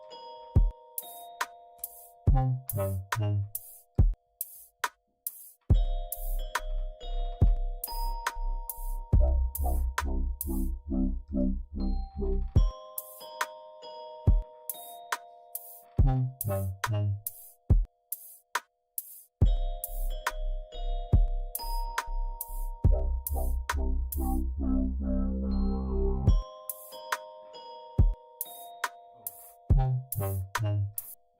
Damn it. This is wrong one.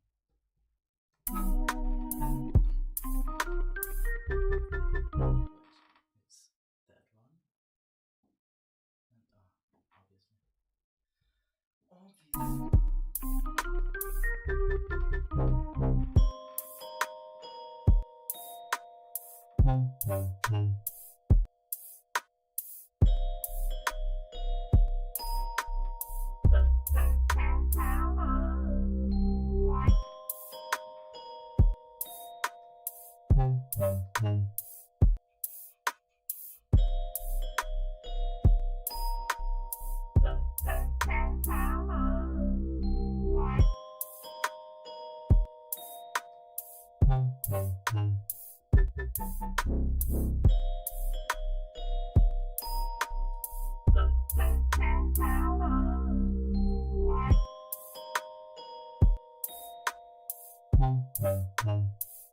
Microphone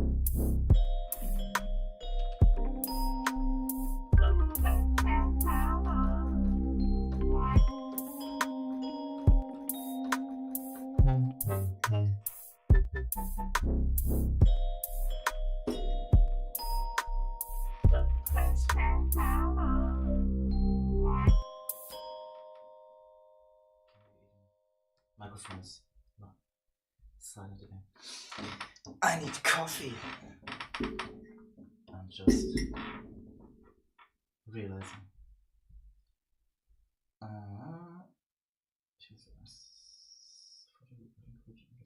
Yeah, that's my guess as well. I don't think the photographer rescued them, unfortunately. Oh, I already responded. Stupid.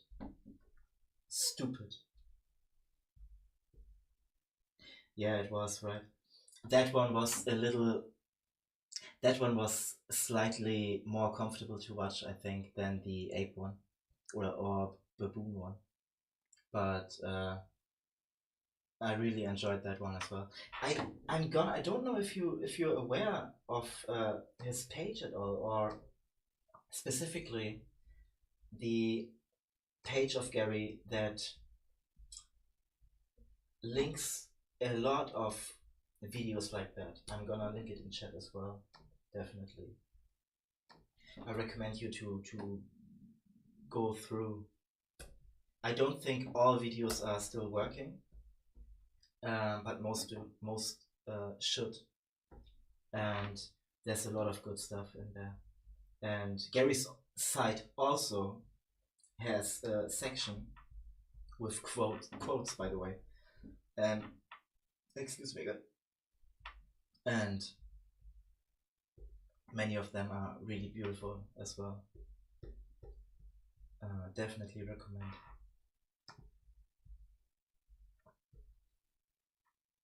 Do I know if what happened to Gary? As far as I understood, he just got burned out. That's how I understood the situation. Like he was collaborating, I guess you could say, with Emily from Bite Sized Vegan occasionally. She was interviewing him at least. And he also posted some short videos around when COVID was, I mean, it's still a thing, but you know what I mean, when it was the new thing. And honestly, when you look at Gary, and I don't know how I can put it in any other way. When you look at Gary, I think he is one of those people that I yet have to find something I disagree with what they are saying. With Gary, it's like everything I see that he has spread or posted or whatever, it's like as if he is my spirit animal. You know what I mean? I feel like when I hear Gary talk, I feel like that he just gets it, and he remembered all of it, referring to what we spoke about earlier, like with the applying empathy and recognizing distress and all of that stuff, the inherent fabric of soul that all of us animals share in common with. I think he just remembered everything. That's how it feels, or at least the vast majority. I yet have to find a thing that I disagree with what Gary said, and it's quite frustrating now when I think about it, because recently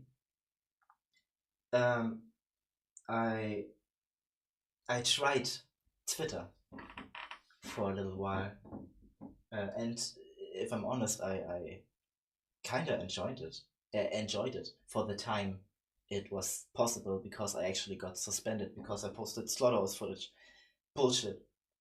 But before I got suspended, I had a discussion, but it wasn't really a discussion. It was about I mostly saw English posts, of course, but I occasionally also saw German posts. And I thought like, okay, I could respond to German vegans as well, and maybe support them, And there was this one German vegan account who made a post basically complaining about carnists. I don't know the exact words anymore, but they were complaining, and I have to paraphrase myself, and I just responded like something like, I know, right? Stupid. Excuse me. Carnists trivializing this huge atrocity, but I didn't say atrocity. I said this huge, or not huge, but I definitely said systematic Holocaust. That was that was the word that I was using, and I was so shocked because all of a sudden that German vegan came back at me. Not immediately, but you will understand when I explain further. They responded like something like, "Please don't use the word Holocaust."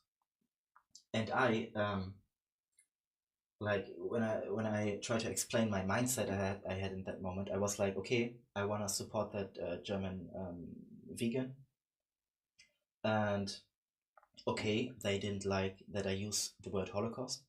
And so I responded something like, okay, although I kind of disagree, because I think it's a very relevant term, and even regarding the definition of the definition itself, there are many definitions.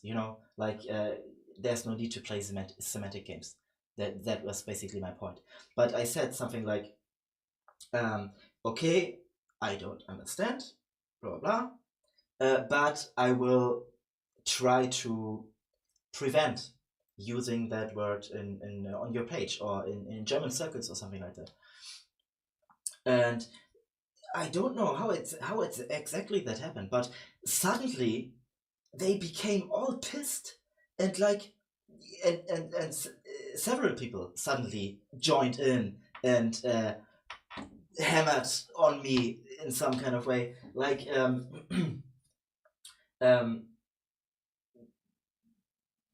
I don't know the one response, but at some point I definitely responded with something like, where I also posted a picture of literally one of many definitions from Holocaust, and just because they were giving so much contra, because I was like, I wanted to defend my position in that way, like, because they acted as if you are not allowed to use the word Holocaust, and I wanted to explain why I think I am allowed to, even though I respected them and mentioned earlier that I would avoid using that word in those circles, basically. But they couldn't handle it for some reason. And then at some point I couldn't be bothered by it, And at some point I was like, okay, whatever. I don't know exactly what I posted, but part of what I responded was, I just think playing semantic games is unnecessary. And I didn't use the word stupid, I didn't use any insult, I was very careful about that. I wanted to be as civil and polite as possible, because I still viewed them as fellow vegans, and even with carnists sometimes, depending on how they talk, I try to be polite. It's only when degenerate carnist trolls start throwing insults all over, then I let them reap what they sow, But I specifically said,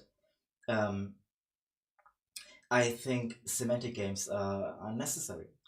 And they responded something like, "What you think doesn't matter." And I was like, "Dude, like, why are you so triggered right now?" Like, and um, in the middle of this conversation, they also said something like, "Holocaust is only applicable to this specific situation," and exactly that was probably because before I responded that I think playing semantic games is unnecessary, because they said something like, "It's only applicable to that context," and then I say, "I think playing word games is unnecessary," and they be like, "What you think doesn't matter." Like, why? You know, it's why the infighting? I couldn't understand it. It was so stupid, honestly, so stupid.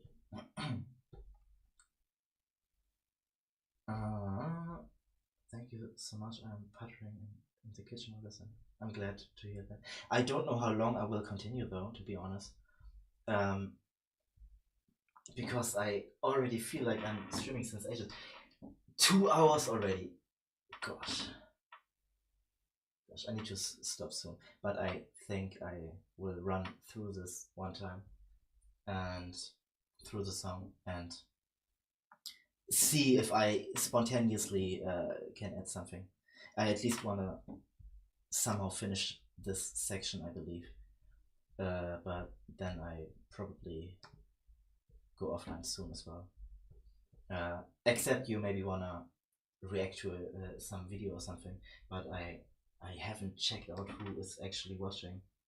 Anyway, yeah, I mean, we can do whatever you want, but I think I should eat something decent soon, let's say. I haven't eaten that much today, to be honest. I wanna. I saw some of their collabs. He was solid. You mean Emily and Gary? I wonder how he would have handled Tristan. I know, right? That's why I miss Gary so much. It's like he was the GOAT, the MVP. Gary, I I couldn't even count on both of my hands how many times I have watched his most seen speech, his most popular speech. But to be honest, I watched all of his videos and I watched many of them quite a lot of times. I think Gary, nobody can win against Gary. Gary is so grounded, so based. He would have destroyed Tristan for sure. Gary is the GOAT. The original meaning of Holocaust had to do with animals. I would assume so as well. Like, I don't get it. Maybe it's a German-specific thing as well, you know, because even though it's stupid, because like this is also a difficult topic, but I feel like when it comes to Germany, it's like, and I saw this myself in a way when I was a teen, and I was playing video games and something, online video games for that matter. As soon as people knew that I was German, they immediately threw the Hitler card, you know? People were so racist back then. I mean, people are still racist nowadays, but there is a heavy link between, how do I put this? The what's the word? I guess awareness of oneself, because I'm also referring to politicians here, German politicians. Germans are so very careful when it's regard when it's about racism, I guess, in a nutshell, and that somehow modified the German population in such a degree that they do not dare to say specific things that might offend somebody. But I mean, when it comes to offending somebody, you know that how do I say this? You will offend people either way, even if you are Ed Winters. Like look at Carnes Schulz, for example. Look at Tate Disciples, for example. You could say something completely harmless, completely wholesome, right? And they still get offended. And when it comes to this racism history and anti-Semitism and all of that stuff, Germans are so very careful that I just think this somehow got stuck in the, let's call it, German hive mind, that they get offended like that when you use words like Holocaust or something, even though it shouldn't be a biggie. Like you said, and I'm pretty sure that you're right anyway. Holocaust is not only applicable to humans. Holocaust is not only applicable to Jews either. Holocaust is, I mean, I don't like to play semantic games, but let's search for that one. Definition: destruction or slaughter on a mass scale, especially caused by fire or nuclear war. Especially, not entirely, not exclusively. Destruction or slaughter on a mass scale. Period. Where's the issue? So, literally, non-human animal slaves, which we murder more in 4 weeks than humans have ever existed in the entirety of human history. How is that not a Holocaust, right? How can people be offended by words in that matter? How can people be offended by something so trivial, like words in general? I don't know if I probably read that in a book, but I once read that words in general are so limiting, because as soon as you give something a word, you are limiting it in a way, and that applies on or that is applicable, I guess, on several layers, because I would also add that words can have different meanings in a way depending on where you grew up, for example. Like when you look at English language, for example, some English words, I'm certain that if you take a specific word, the general native English-speaking public has a pretty clear understanding of that word, or how they think they should understand that word, I guess. But that is different for non-native English speakers as well. Like words aren't that finite, or what word could you use? Words are just a tool trying to explain your thoughts and emotions. They are not absolute. Words are there's room for interpretation. That is, I guess, what I'm trying to say. And you cannot just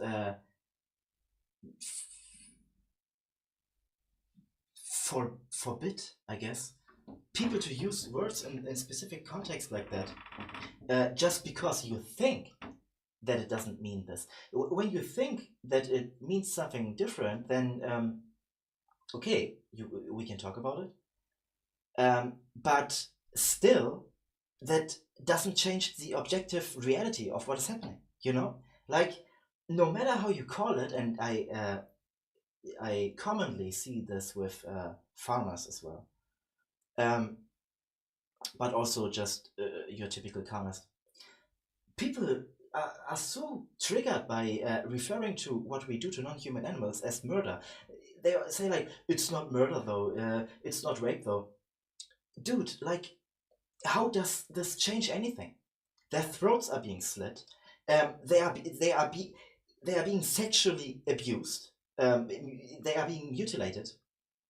Um, what am I supposed to do? Like, no matter how you want to call it, it doesn't change anything. I guess that is what I'm trying to say. Like, it's such a meaningless point to fight over semantics over words, because it's scope, right? It's it's a waste of time, and that's why it infuriates me occasionally, um, when people just refuse to accept certain words, just because they believe it can never be applied to a non-human. It's stupid, honestly. I don't get it. Like Joy, where is it? Where is it?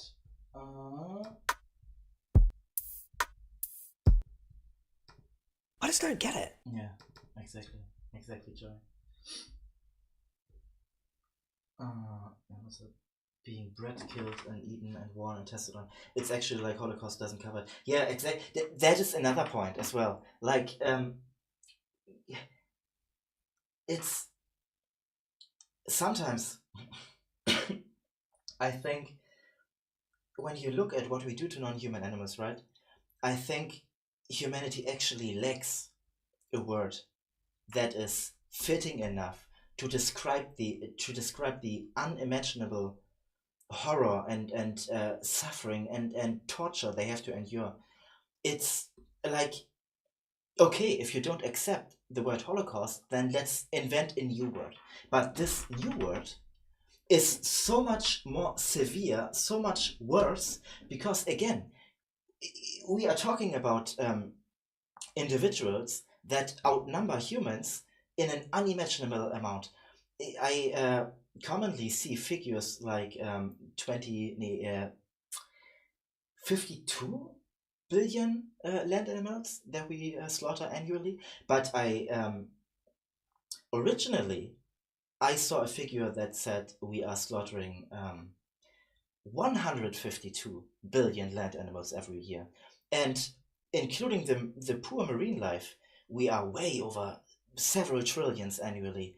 And how many humans do we have currently? Around 8.5 billion or something. Like, people don't reflect on the actual topic at hand. Like, and that is also why it frustrates me so much when people try to brush off their participation in this horrific systematic abuse, when they haven't even dared to watch any of the footage. Like vegans, of course not every vegan, um, but I'm definitely not alone when I say that vegans regularly watch slaughterhouse footage, watch how the poor victims are being treated. Vegans regularly go to vigils and see literally slave victims, mutilated slave victims that probably have a life of nothing but inherent depression, suffering, depression. They have lives that, even if I would try to apply the most empathy I can apply, I still wouldn't come close to the actual suffering that they are experiencing. And uh, for somebody who doesn't even have the balls to watch one documentary, right? One, even just one video, because when I think about that right now, my old clique, so to speak, when I went vegan the first time, I tried everything to get them to our camp, of course. And I watched AV footage. I watched slaughterhouse footage. I watched documentaries. I I stumbled across Ed. I stumbled across Joey. I stumbled across Gary. Um, I stumbled across the Physicians Committee for Responsible Medicine. I watched everything, right? And I tried to get as knowledgeable as possible. And I constantly try to find opportunities to talk about the topic with my old clique. And long story short, they didn't dare to watch any documentary that included slaughterhouse footage. The only thing I was able to convince them of to watch with me was What the Health. And, sorry, and they didn't even watch it because we sat on the couch, started the documentary, and literally like 20 minutes in, they started falling asleep as if they were doing this on purpose, you know? Like, so dishonest. And especially because documentaries on the side for a moment. I also did Anonymous for the Voiceless and learned about the Socratic method and stuff. And I discussed the topic with them, of course. And I asked them questions and stuff. And I guess I can quote their response to my activism. They said, or one of them said, while grinning, mind you, you have an answer for everything, don't you? And I was like, as you know, so they agree, or what? I have an answer to everything. That means that they think that I'm making sense and that I'm right, right? So why do they not change? It's I don't know. It's frustrating, but I think also when I compare activism, I guess, or the topic of veganism regarding my family, regarding my friends, and regarding random people on the street, I do think that you have the most success probably with literally strangers. It's weird like that, but I feel like there is definitely some truth to it. And I mean, I did make my grandma, I did turn my grandma and my mother vegan, but I also don't have any contact to any other parts of my family. So I doubt that I would be able to convince the vast majority of them. Same with my friends. Literally, none of them. All of them agreed with me. All of them said that I am right, but none of them changed. The only people that were not my family and were not complete strangers that I turned vegan were the only person. No, the only people were my ex-girlfriend and her roommate. The only people that I have no blood connection with, I guess, and the only people that I still know to a certain degree and are not complete strangers.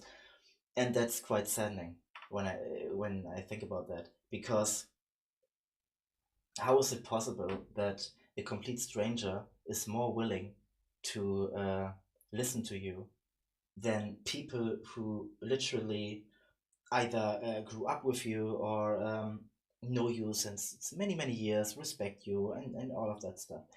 How is it possible that a complete stranger is more willing to listen and to change than your friends and family, so to speak? It's wild. It's completely wild. Uh, Eat something for sure. Yeah, I probably stop in a bit. I mean, it's 2.5 hours already. Time flies though. I'm kind of glad about that, if I'm honest. I probably run the song 1 or 2 times just to listen to it. I don't know if I add something, but I probably try to at least, as I previously mentioned, finish that small segment here for the moment, for the time being. But I probably stop streaming. So I'm glad that you stayed the whole time, though. Like, well, I'm still cringing about myself though, but I'm also glad that I did chose to stream today, because I had the idea very early today. I slept like 4 hours, I think, but in the morning I somehow felt so energized, and I felt motivated to do music, and suddenly I remembered what Ellie said yesterday, how live stream was this whole thing and stuff, and I thought to myself like, she's right. What is wrong about when you feel the desire to do something, like for example, in that case, uh, making music, even though ironically enough I hardly did any of that in while I was streaming. I did a lot. I made, I mean, basically, I don't know if you know the original song. Probably, I do believe you commented on it. But change I did change quite a lot, I would say. uh, but most of it happened off stream, funnily enough. But I'm also glad that we talked about veganism and everything related. uh, well, they are feeling badly because their ancestors many turned a blind eye. They feel greatly. Yeah, about the German thing, right? Yeah, but still, what point is there to make? Like, you are not your grandparents or your grandparents. There's You don't need to feel guilt for something you haven't done. You know, the wonderful thing is that you can still learn from it in a way, because there's this one saying, uh, like, how is it? The light, the and I'm paraphrasing again.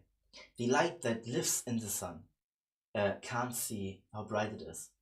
However, when it's surrounded by darkness, it realizes how severely it truly shines, or something like that.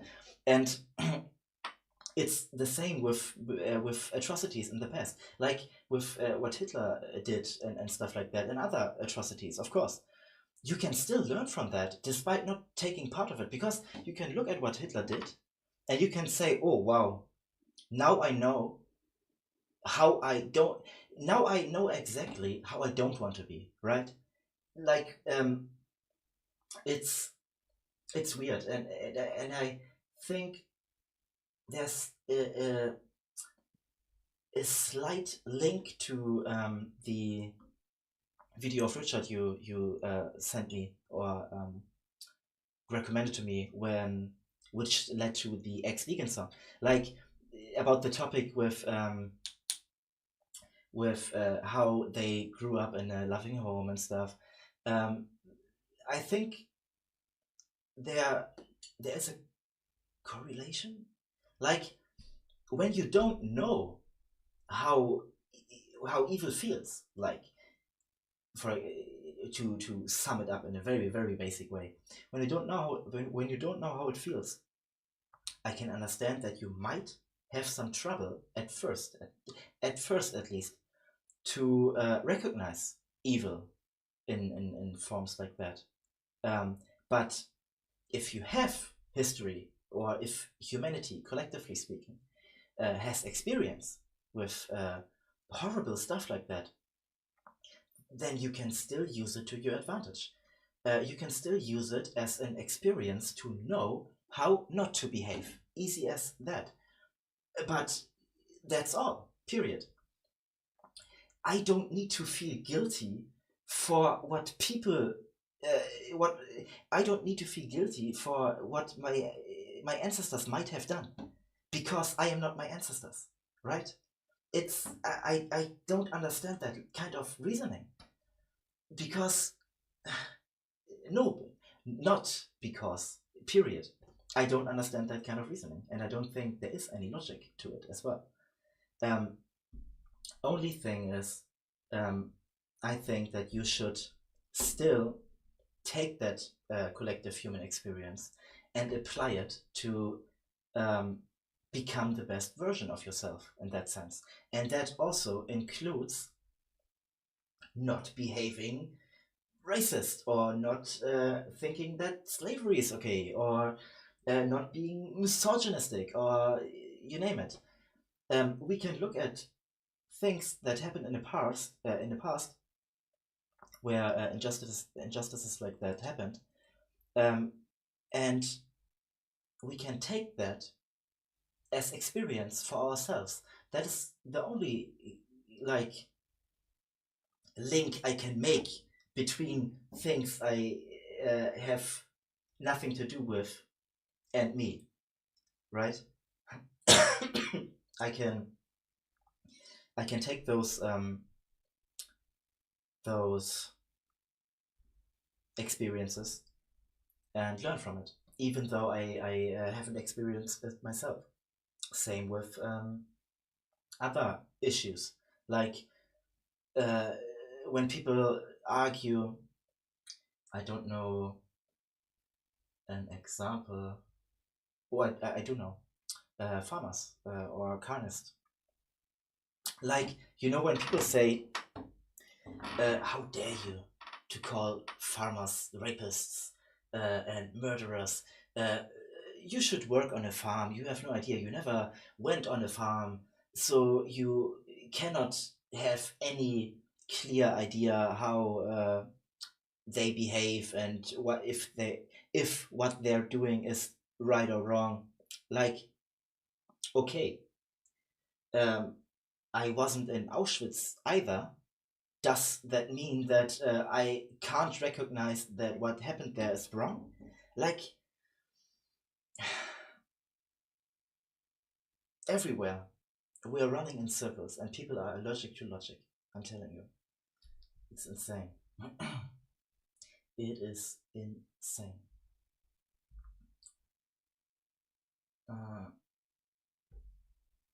Because it implies that it is consciously done and deliberate and with malice, and people want to pretend it is corporation responsible, just as they wanted to blame Hitler. Yeah, that is another thing, right?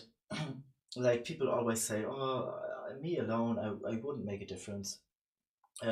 It's the governments that have to change. It's the corporations that are evil. The human hive mind isn't evil. It's the people in power, right? Those that pull the strings. Bullshit. It's everyone's responsibility. We all are. We all take part in this, especially as humans. It's nonsense. That is great about your grandma. Yeah, I think so myself.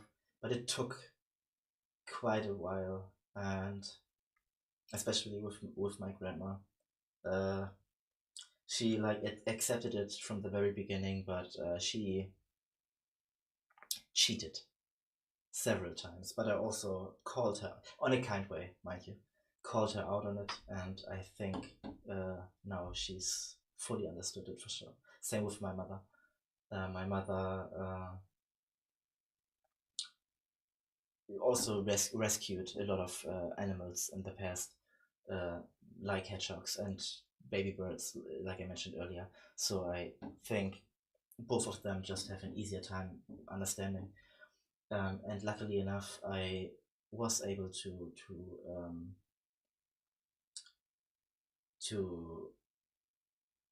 bring,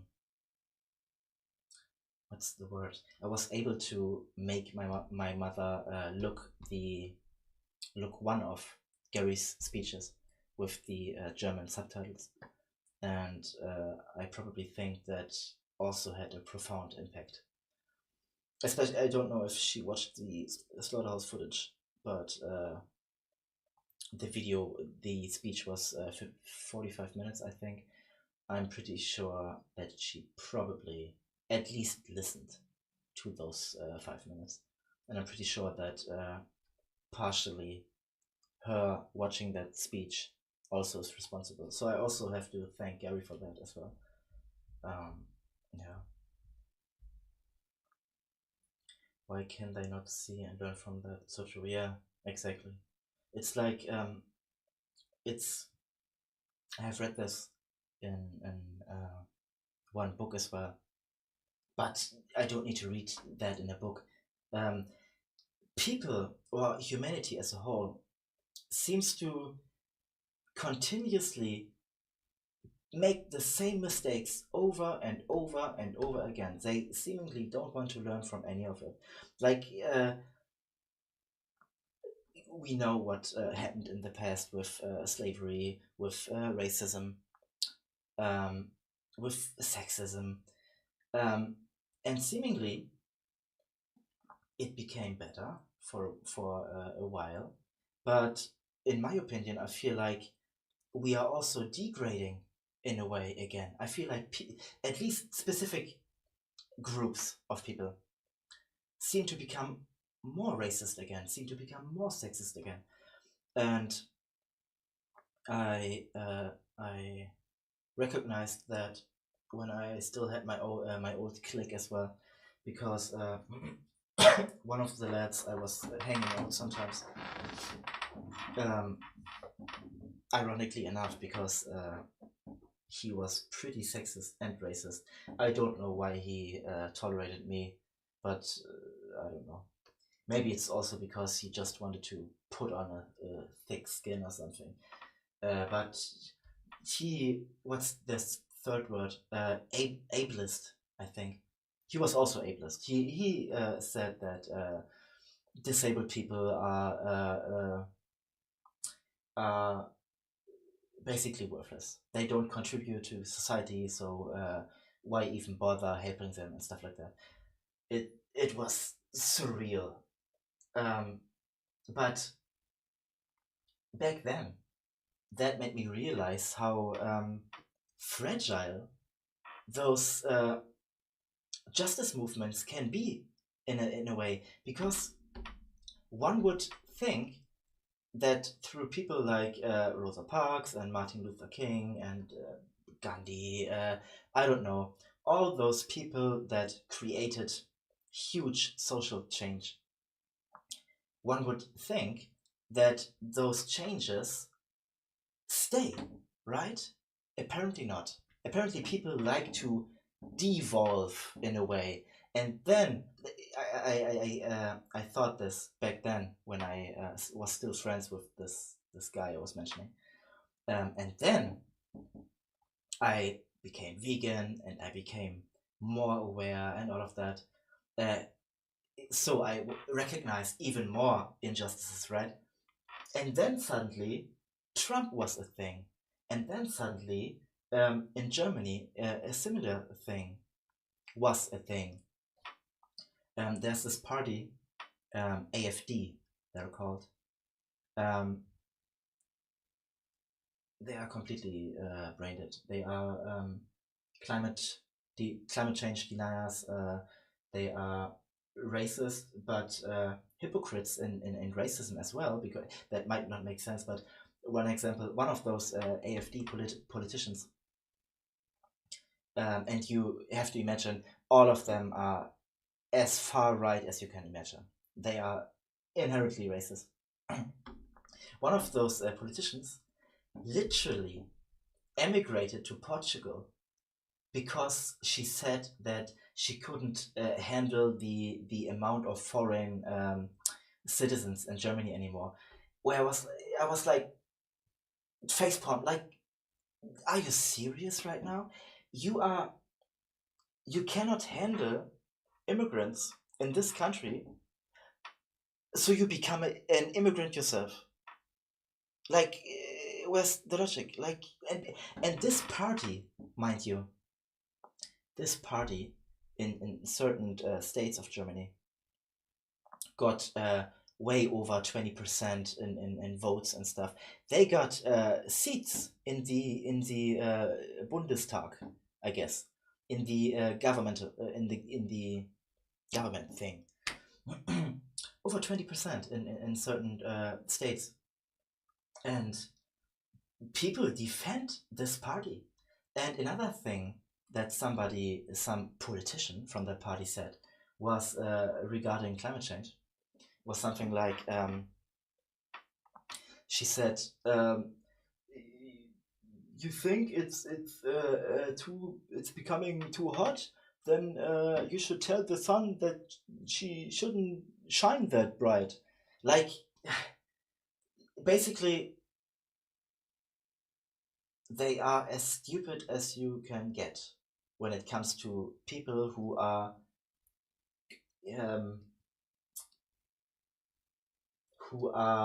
capable enough, even though I disagree with that statement, but who are capable enough to become politicians, I guess, because they are politicians after all. Even if they're full of shit, they are politicians, unfortunately.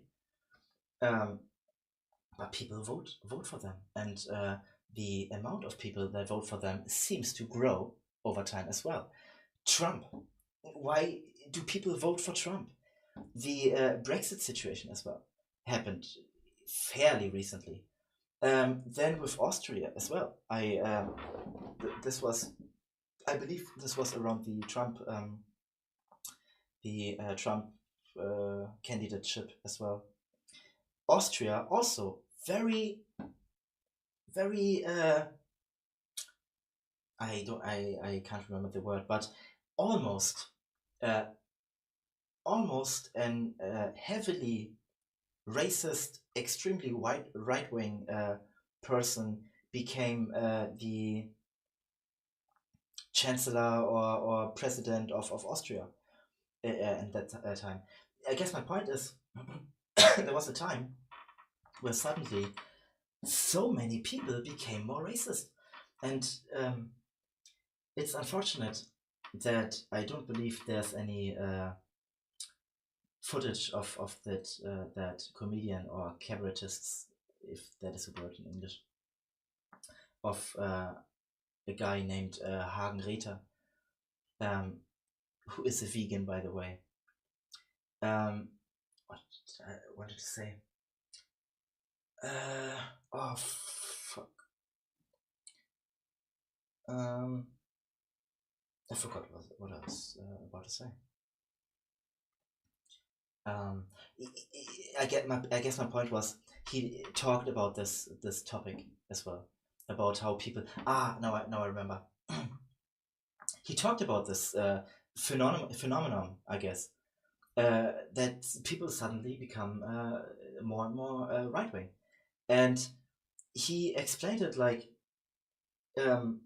especially because apparently Germany is also a Christian country, and apparently Christian values are a thing. I wouldn't know, but I mean, whatever. And he said, like, Christian values also mean that you help people and stuff, and help those in need, I guess. And suddenly, when a huge wave of refugees come, they all start to voting right. And he used an analogy, or he made a joke, like, about racism and about how racism might not have been that bad, evolutionary speaking, and might have some sense, like in a way from in a sense of you see somebody who has a different color than you, somebody who laughs at different parts of the conversation, somebody who walks different, blah blah. And you are, first off, you are all like, okay, I try to keep some distance. They are different and stuff. But then he said like, what did he say? He said something like, but then you should remember, like, I forgot. I'm not an ape anymore after all. Like he was making a joke about how people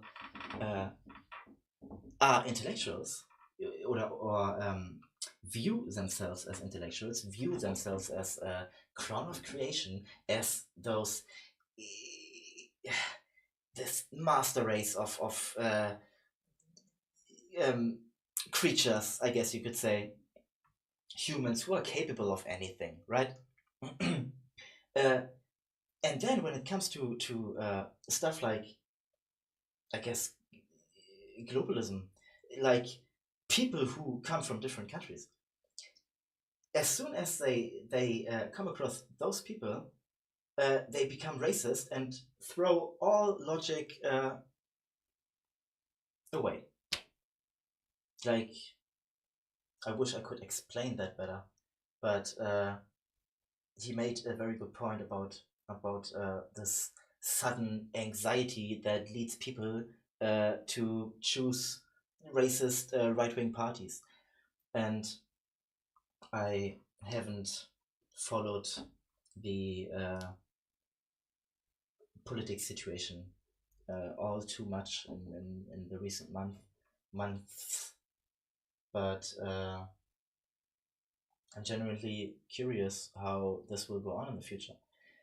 Are people going to vote even more right wing? Are people actually waking up? Like it's surreal again. It's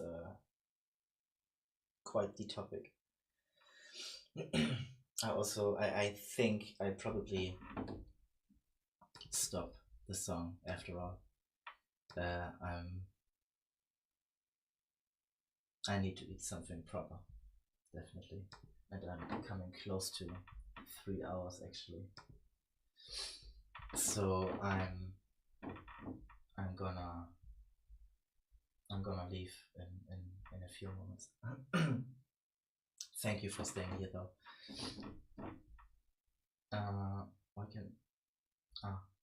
Racism is fear sometimes. Exactly. That is an important point as well, because that is something I have read in a book as well, and I heard this from other sources as well. Let's say to sum it up quickly. When it comes to emotions, like, it's almost as if you can combine all emotions, that only two remain in the end. And those two primal emotions are love and fear.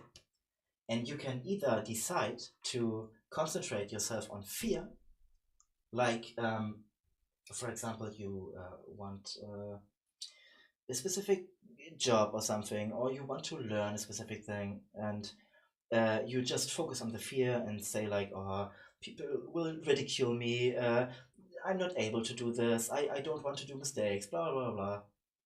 So you don't engage with the topic that your heart is telling you that you actually want to engage with, right? This is one side. The other side is you can focus on love, which in that specific example would mean, okay, you focus on the love that you you focus on the passion, I guess. You feel for those topics, you feel for that specific work you might have to do at that job that you want so desperately, or that specific skill you want to learn.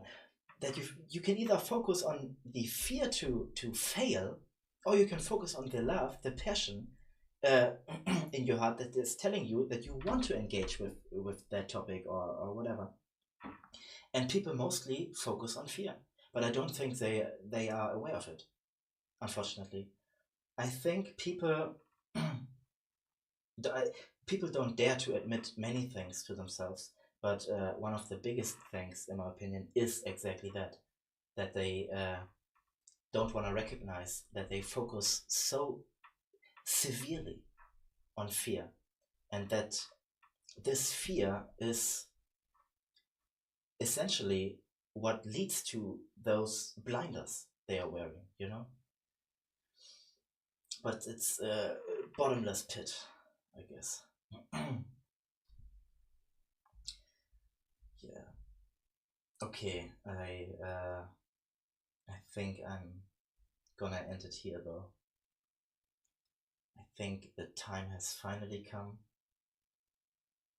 It's quite late already anyway, but I do think I'm gonna still brew a coffee, and I probably still do work some more on that track, but it won't be much. It won't be much. I probably just take a look at what I have missed the last 3 hours and watch some YouTube videos or something. I wonder if you're still there. Probably. You're not. Okay, I'm gonna end it here then. Thanks for watching. And oh, you are still there. Oh, weird. The software seemed to have bugged out. Thank you so much as well. It was weird, for sure. My first kind of it's not really proper, but you know what I mean. My first live stream where I actually tried to keep it somewhat professional. I don't know. But I really enjoyed it, and I'm glad that actually people joined in. I